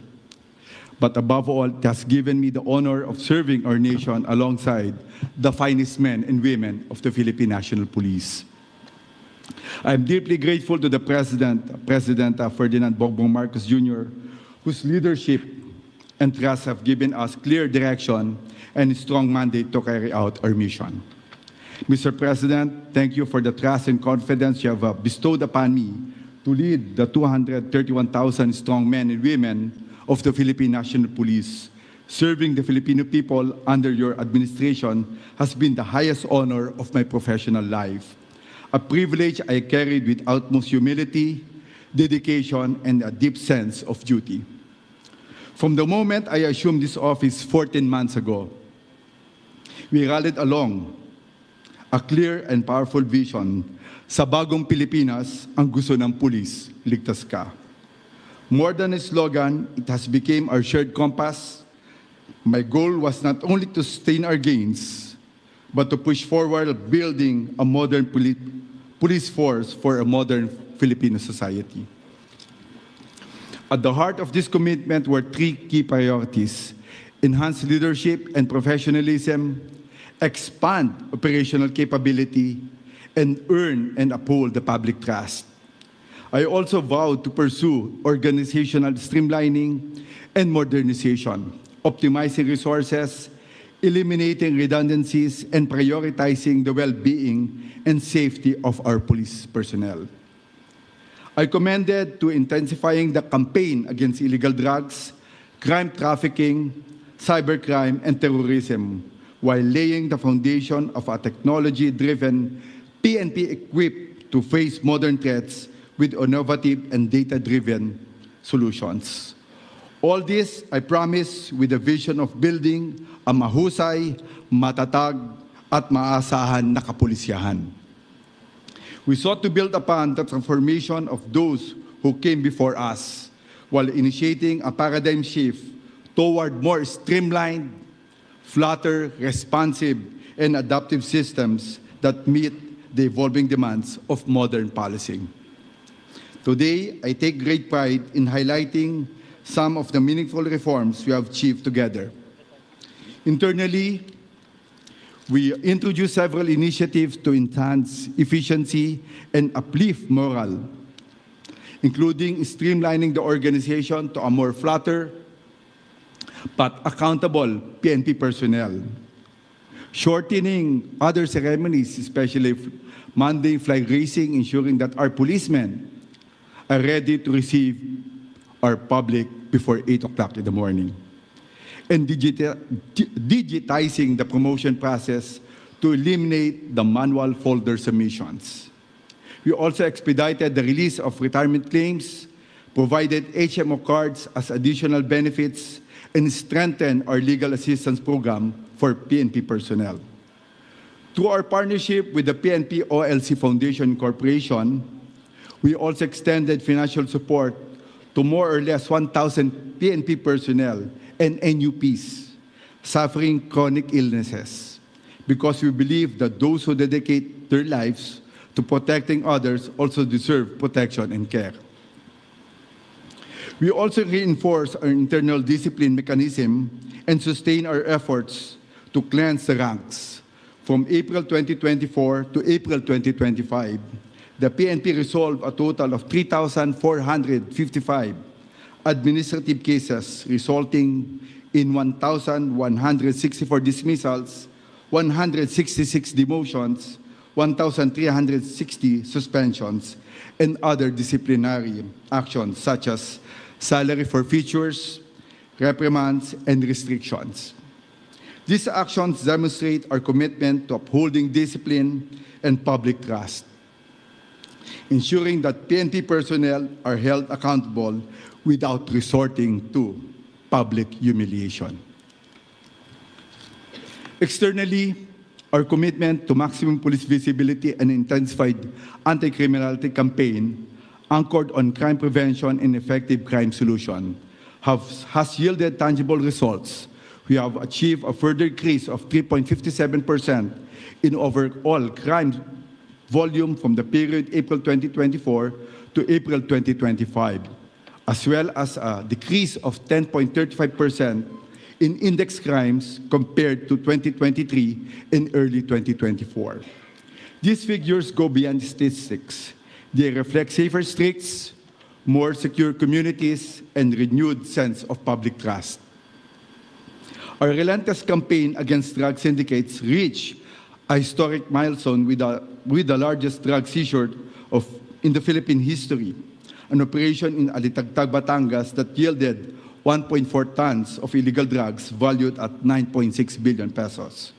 Overall, we conducted 52,747 anti-illegal drug operations, resulting in the arrest of 62,306 individuals and the confiscation of illegal drugs with an estimated total value of nearly 20.8 billion pesos.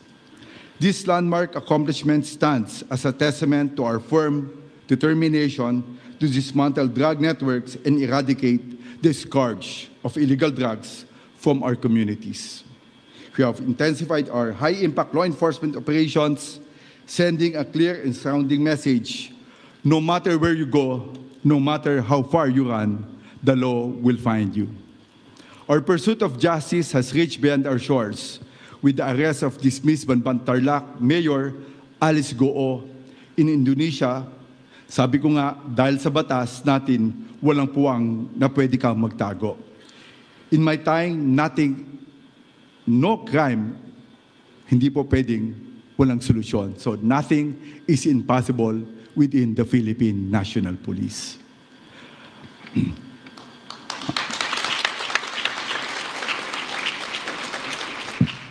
We also captured Teddy Mejia in Dubai, one of the world's most wanted human trafficker.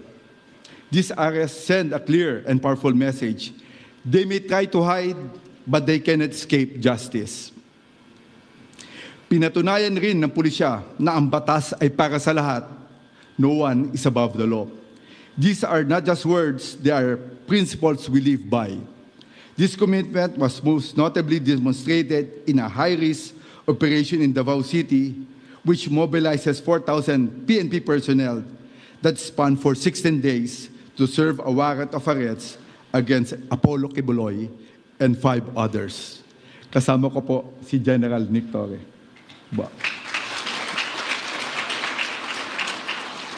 Who are facing serious charges of human trafficking and sexual abuse. This unprecedented operation is a powerful testament that no position, no influence, and no amount of power can shield anyone from the reach of justice. The rule of law must and will always prevail. In response to the evolving threats in the digital space, we intensified our cybercrime operations, leading to the arrest of numerous individuals involved in various forms of online exploitation. We also spearheaded efforts to eradicate and shut down illegal Philippine offshore gaming operators nationwide in line with the directive of the President. To strengthen our defenses against growing cybersecurity threats, we established the Cybersecurity Operations Center, or we call it CISOC, a critical component of our ongoing modernization program.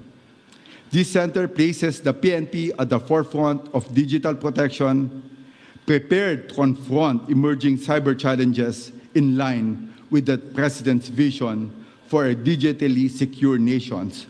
Through CISOC, we successfully blocked more or less 60 million cyber attacks by the time we operationalized it last April, safeguarding our systems and protecting public.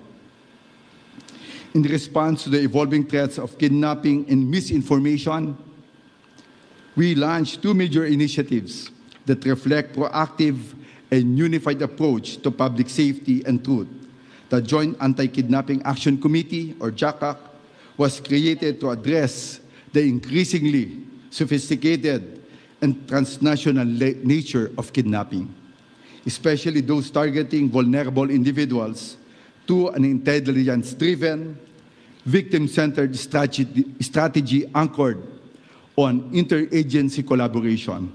At the same time, the Joint Anti-Fake News Action Committee, or we call JAFNAC, was established to combat the spread of misinformation and malicious information, promote digital responsibility, and strengthen national resilience.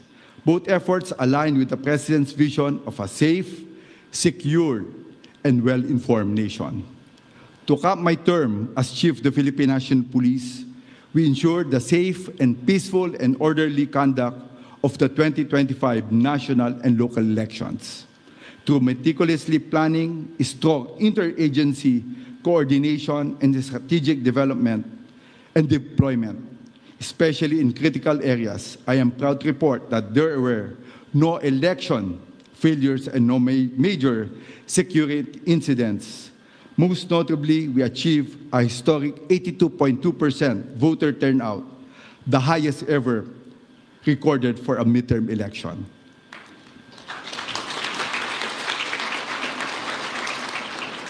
Marking a defining achievement of this leadership and reflecting the growing trust of our people in the electoral process and in the Philippine National Police.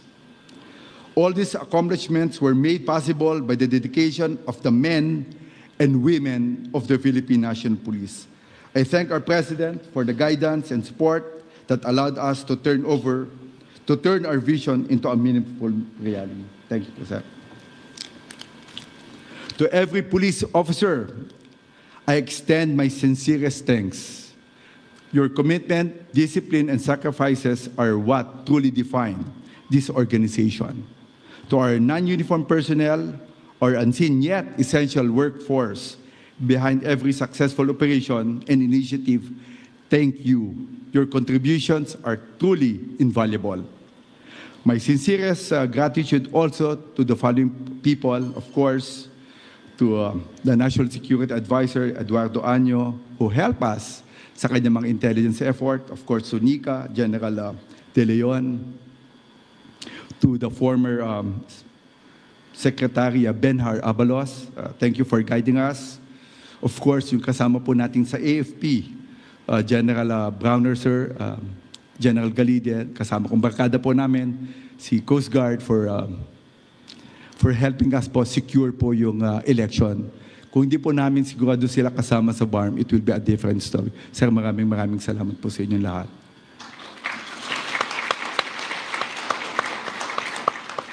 And to other agencies, I will not mention all the names kasi marami po. Talagang nalaki po yung tulong nyo. Kung hindi lang po sa inyo, at sigurado hirap na hirap yung Philippine National Police. As we're talking about, sabi ko nga kay Nick Torre, kung hindi tumulong yung mga tao dito na sinasabi ko, hindi ko lang mabanggit lahat, it will tatagal po. Sigurado 50% we will not achieve what we have done right now. So maraming salamat po sa inyo lahat. Of course, our diplomatic counterparts, ma'am, all of it. To partner agencies, to every Filipino who stood with us, thank you for believing in us, for standing, and for being part of our shared pursuit of progress. To my family, my wife Rose, and my daughter Robin, thank you for being my constant source of strength, love, inspirations. To my parents and my brothers and relatives, thank you po for your all support. To my classmates and my friends and who have walked with me throughout this journey, maraming salamat sa inyong tiwala at suporta. As I turn over the duties and responsibility of heading this organization to General Nicolas Torre III, I do so with confidence and optimism. He is a proactive, hardworking, and dedicated leader, and I'm certain that the Philippine National Police will continue to thrive under his command. General Torre, congratulations.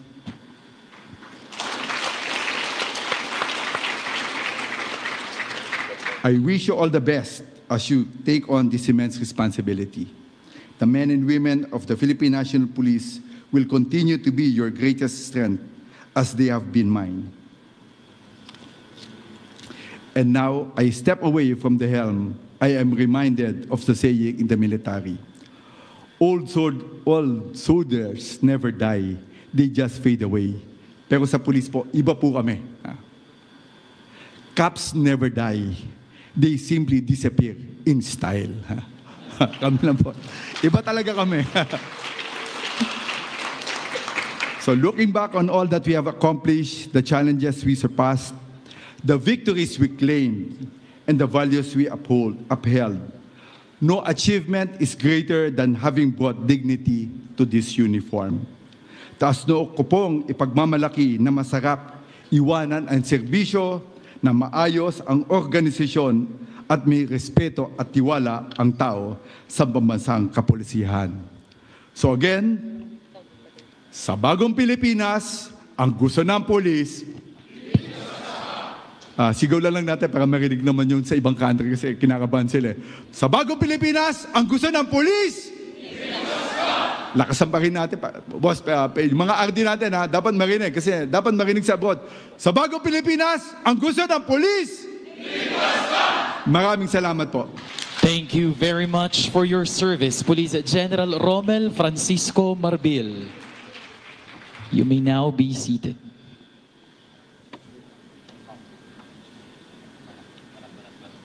Police Major General Constancio Chinayog Jr., Director for Personnel and Records Management, will now read the retirement order.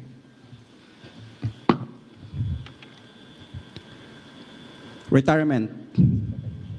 Pursuant to General Order Number NHQ-GO-CR 2024-1046, dated February 29, 2024, and General Order Number 24, dated February 7, 2025. Police General Romel Francisco Dayaleg Marbil, O.00826, is compulsorily retired from the PNP service effective February 7, 2025, and is extended until June 2, 2025. By command of President Ferdinand R. Marcos Jr., Official, Edgar Alan O. Cubo, Police Lieutenant General, the Chief of Directorial Staff. Signed, Constancio T. Chinayog Jr., Police Major General, D. Director for Personnel and Records Management. Thank you once again, sir. You may now be seated. We shall now come to the oath-taking and donning of ranks of the newly appointed Chief of the Philippine National Police. The Director for Personnel and Records Management, Police Major General Constancio Chinayog Jr., will now read the promotion orders.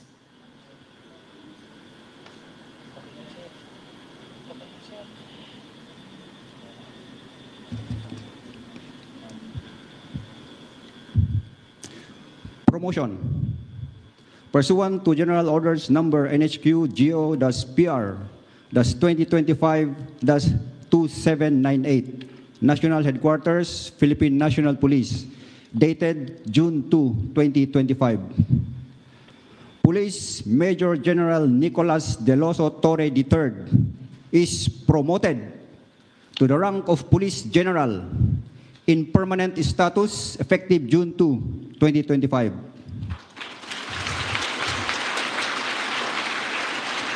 By command of President Ferdinand Romualdez Marcos Jr., Official, Juanito Victor C. Remulla, Secretary, Department of the Interior and Local Government. Signed, Constancio T. Chinayog Jr., Police Major General, D. Director for Personnel and Records Management.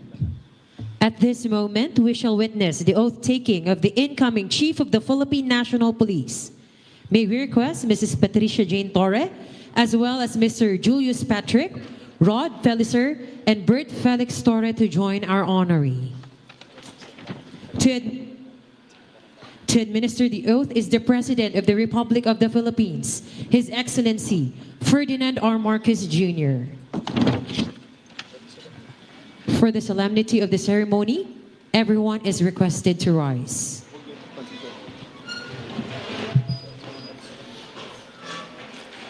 Very well. Please raise your right hand and repeat after me.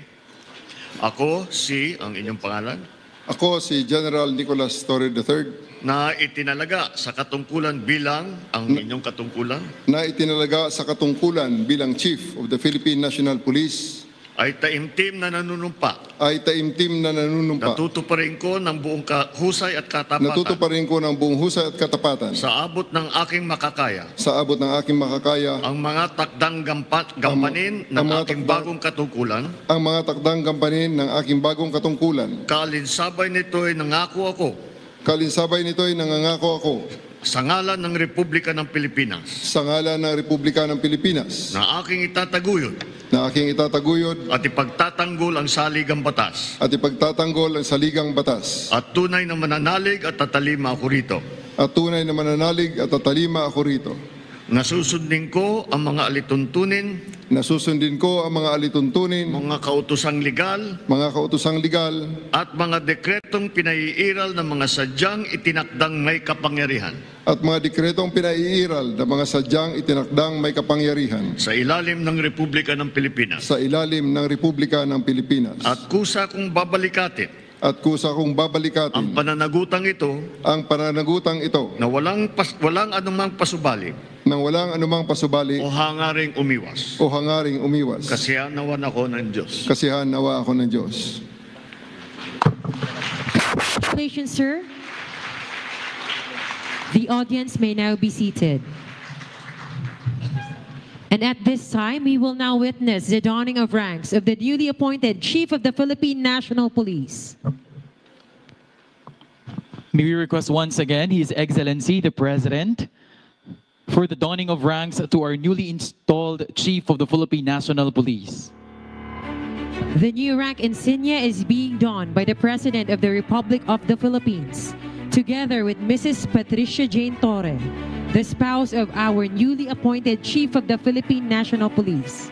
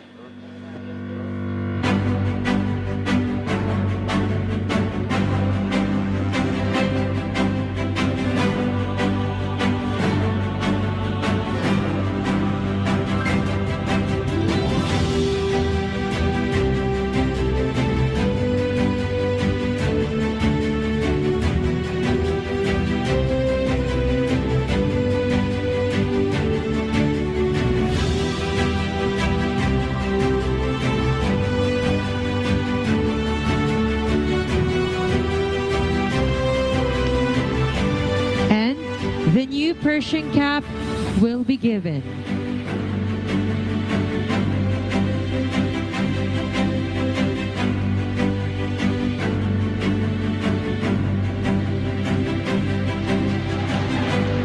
Thank you very much.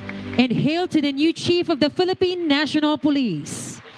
Thank you, His Excellency. You may now be seated.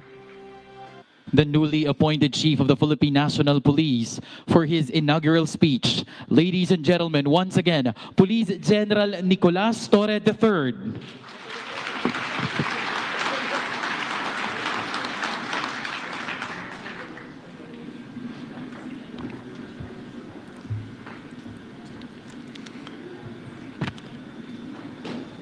His Excellency Ferdinand R. Marcos Jr., President of the Republic of the Philippines,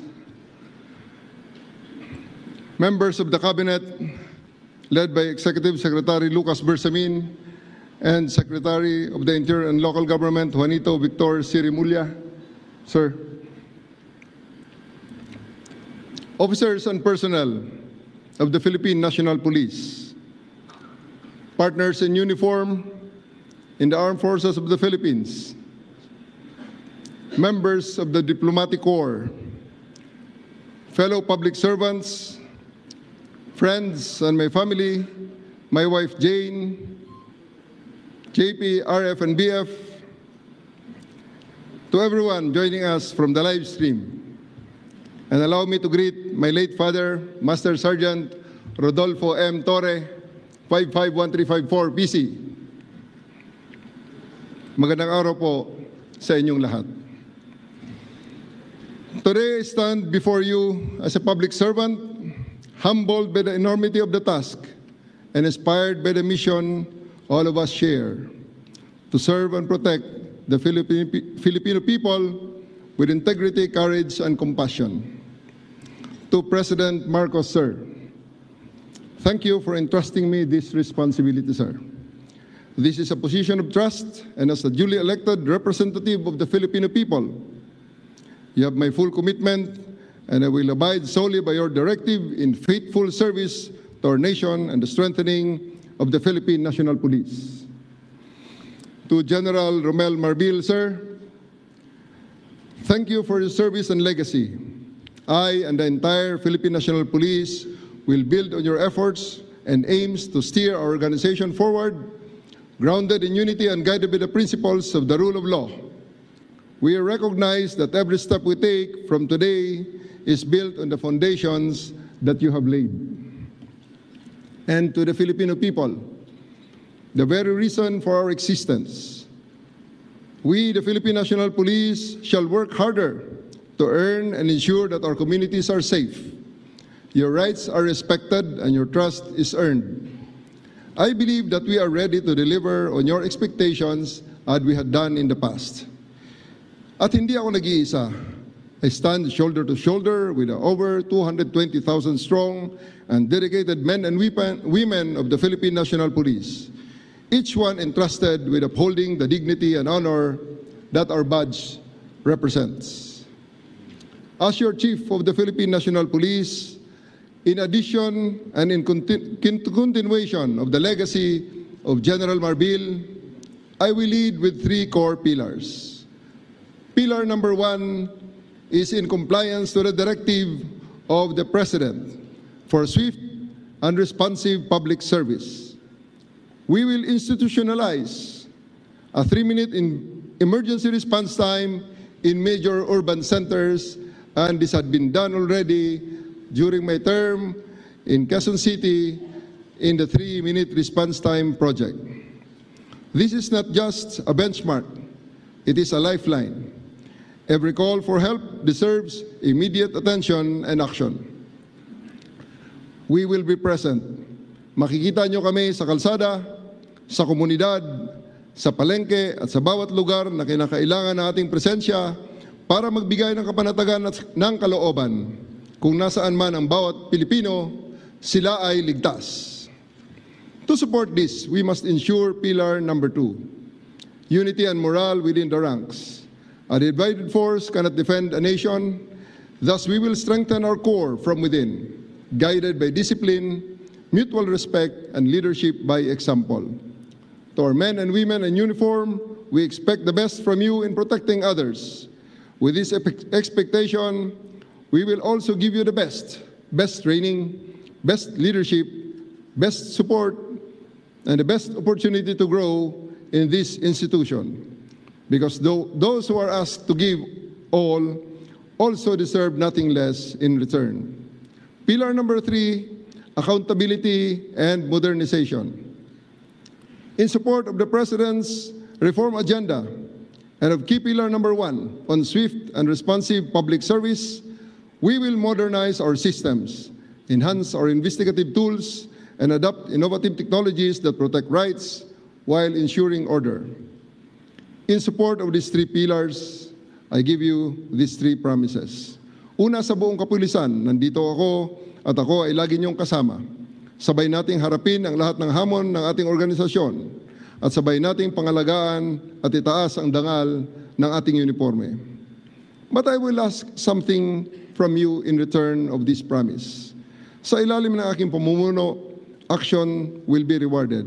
Hindi sapat ang pogi points. We will reward those policemen who will work hard on our 3 pillars. Respond to public swiftly, unite and uplift the morale of your fellow public servants, and hold yourself and others within the ranks accountable. Real talk lamang. No need for endorsements under my leadership. Appointments will be based solely on merit, and only the most competent will be entrusted with the right positions in the right places. Deliver excellence in your police work. File affidavits, execute warrants, bring criminals to justice, raise your hands in front of judges and fiscals, and provide evidence against these criminals to support their conviction, and you will be recognized and rewarded. Of course, I have to reiterate that all of these actions must be done within the ambit of the law, evidence-based, and rights-respecting. I challenge each and every member of the PNP to be louder than me, not only in words, but also in action. When you're doing extraordinary things for the people, you deserve to be heard and recognized. Magubanta sa pagserbisyo nga matinud-anon. Magbinuligay kita sa aton ginahandom nga kalinong sa aton nga nasyon. Agtitinulong tayo amang sa laknib iti panggilan tayo. Sama-sama nating iangat ang watawat ng isang malinis at tapat na pambansang kapulisyan. Pangalawa, to our foreign guests and residents, we are happy that you have chosen the Philippines to be your second home. I promise that all of our laws apply equally to all, regardless of nationality. We are committed to upholding everyone's right, safety, dignity, including yours. Pangatlo, para sa bawat Pilipino, sa ilalim ng aking pamumuno, ang batas ay patas, ang serbisyo ay mabilis, at ang kapulisyahan ay karapat-dapat ng inyong tiwala. Hindi nyo na kailangan pang pumunta sa kung saan-saan at hindi namin kayo pagpapasapasahan at ang PNP na lamang ang inyong maging sumbungan ng inyong mga hinaing, lalong-lalo na ng paglabag ng inyong karapatang pantao. Tulungan nyo kaming tulungan kayo. We acknowledge your active partnership in creating the bagong Pilipinas we all dream of at buong puso kaming nagpapasalamat. Huwag kayong bibitaw at manatili sana kayong katuwang sa pagtaguyod ng kapayapaan at kaayusan ng ating bayan. We will strengthen our partnerships with the public so we can better understand local needs and respond to them with empathy and precision. Today marks more than a beginning. It is a defining moment. Thus, let us seize it with unwavering courage, grounded in humility and a relentless commitment to serve the Filipino people with honor, excellence, and integrity. Maraming salamat po. Mabuhay ang pambansang pulisya, mabuhay ang bagong Pilipinas, mabuhay ang sambayanang Pilipino, at sa bagong Pilipinas, ang gusto ng pulis, ligtas ka! Maraming salamat po. Thank you very much and congratulations Police General Nicolas Torre III.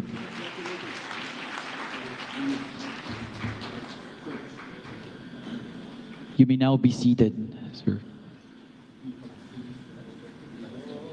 To introduce our honored guest, may we request Attorney Lucas Bersamin, Executive Secretary, Office of the President. Ladies and gentlemen, the President of the Republic of the Philippines, His Excellency Ferdinand R. Marcos Jr.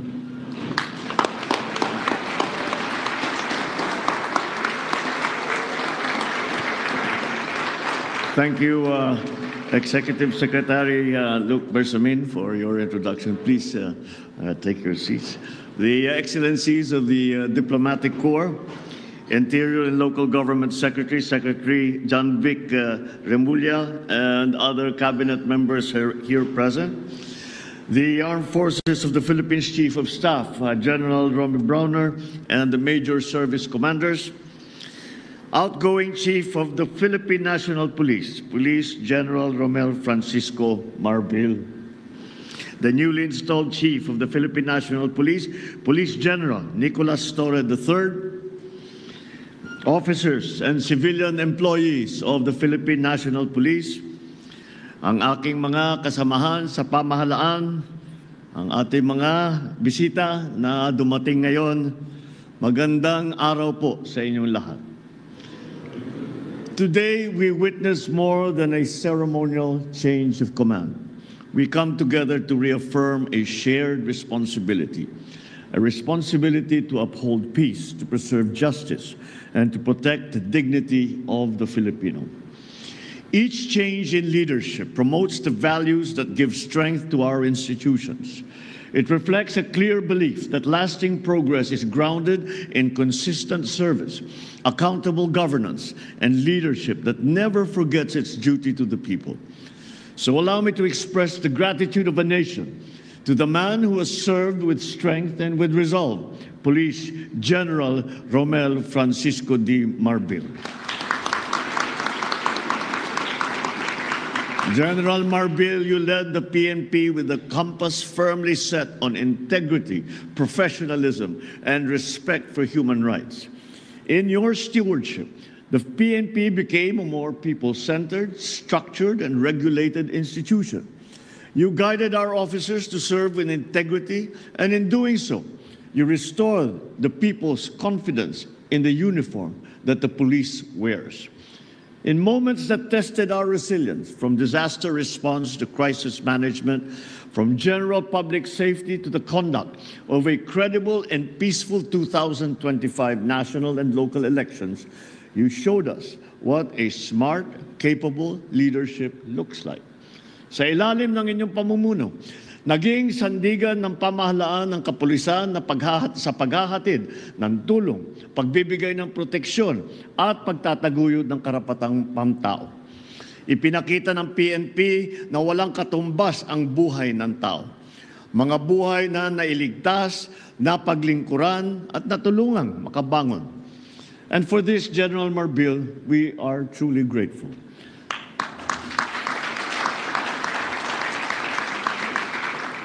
As we bid farewell to a leader who has embodied honor and excellence, we welcome one who is equally competent to lead the men and women of the PNP, Police General Nicolas D. Torre III. Your assumption of command comes at a time that calls for clarity, for courage, and for conviction. These challenges that we face are evolving. We have transnational crime, cyber threats, extremist violence, and even police misconduct. At the same time, the opportunities to earn trust and improve public service have never been more reachable. Your leadership will help define what kind of police force we continue to build. One that acts with precision, responds with compassion, and stands as a pillar of accountability. Hamon ko sa iyo, panatilihin mong malinis at marangal ang hanay ng ating mga kapulisan. Bilisan ang investigasyon sa mga kaso laban sa mga pulis na lumabag sa batas upang maibigay natin ng hustisya sa lalong madaling panahon. Paigtingin din ninyo ang presensya ng kapulisan sa mga lansangan. Siguruhin mas maraming pulis na umiikot sa mga kalsada at nagbabantay sa ating mga komunidad, lalo na sa lugar na madalas ang krimen at kaguluhan. Kapag kailangan ng taong bayan, dapat may pulis na agad nagre-responding. Iparamdam natin sa mga Pilipino na may pulis na handang dumamay at pagtanggol sa kanila sa lahat ng oras. Sa tulong ng PIDEA, ipagpatuloy ninyo ang paglaban sa illegal na droga. Magsagawa pa rin tayo ng drug seizures at tiyakin na sasampahan ng kaso ang mga drug dealer at mga drug lord. Patuloy din kayong magmatyag sa ating mga komunidad para kahit ang small time ng mga drug dealers ay wala ring ligtas. Hindi dapat natatakot ang estudyante o ang mga manggagawa, motorista, magulang na maglalakad sa kalsada umaga man o gabi. Bilang alagad ng batas, inaasahan ang buong kapulisan na kumilos ng marangal, maglingkod ng katapat at maging sandigan ng ating mga kababayan. Iwasan ninyo ang paggamit ng pribilehiyo para sa pansariling benepisyo. Maging instrumento kayo sa katuwiran, kapayapaan at kaunlaran. Continue to engage with communities and partner with local governments and stakeholders. Strengthen your cooperation with all the other agencies. And above all, center every initiative on the needs, the rights, and the welfare of each Filipino. Let your badge be your daily pledge, not to command, but to serve with integrity. Let every decision uphold the law, and let every gesture reflect the quiet dignity of true public service. May the PNP become a source of hope and reassurance to every community that you protect. This change of command ceremony is a renewed promise, a clear mandate to champion peace, to serve with honor, and to move our nation forward with dignity. Together, let us shape a bagong Pilipinas where every citizen is disciplined and obeys the laws, where every police personnel is a role model worthy of trust, of respect, and where the standard of keeping our people safe is high. Maraming salamat at mabuhay ang PNP, mabuhay ang bagong Pilipinas. Thank you, Mr. President. Ladies and gentlemen, His Excellency Ferdinand R. Marcos Jr. The audience may now be seated. And at this time, the PNP would like to present a memento to the President. May we request the outgoing Chief PNP and the newly appointed Chief PNP to present the memento to our guest of honor and speaker.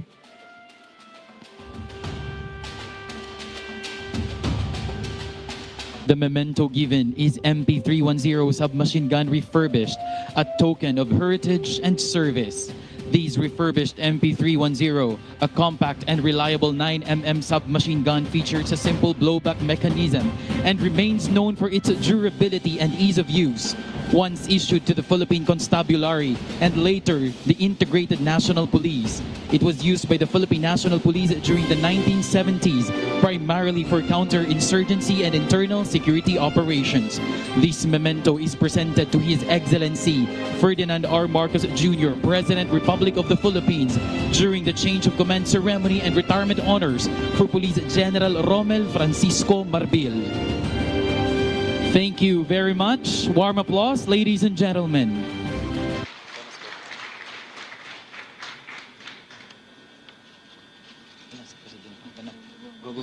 Manatili po tayong nakatayo at magsitayo po tayong lahat at ating awitin ang PNP Lingkod ng Bayan.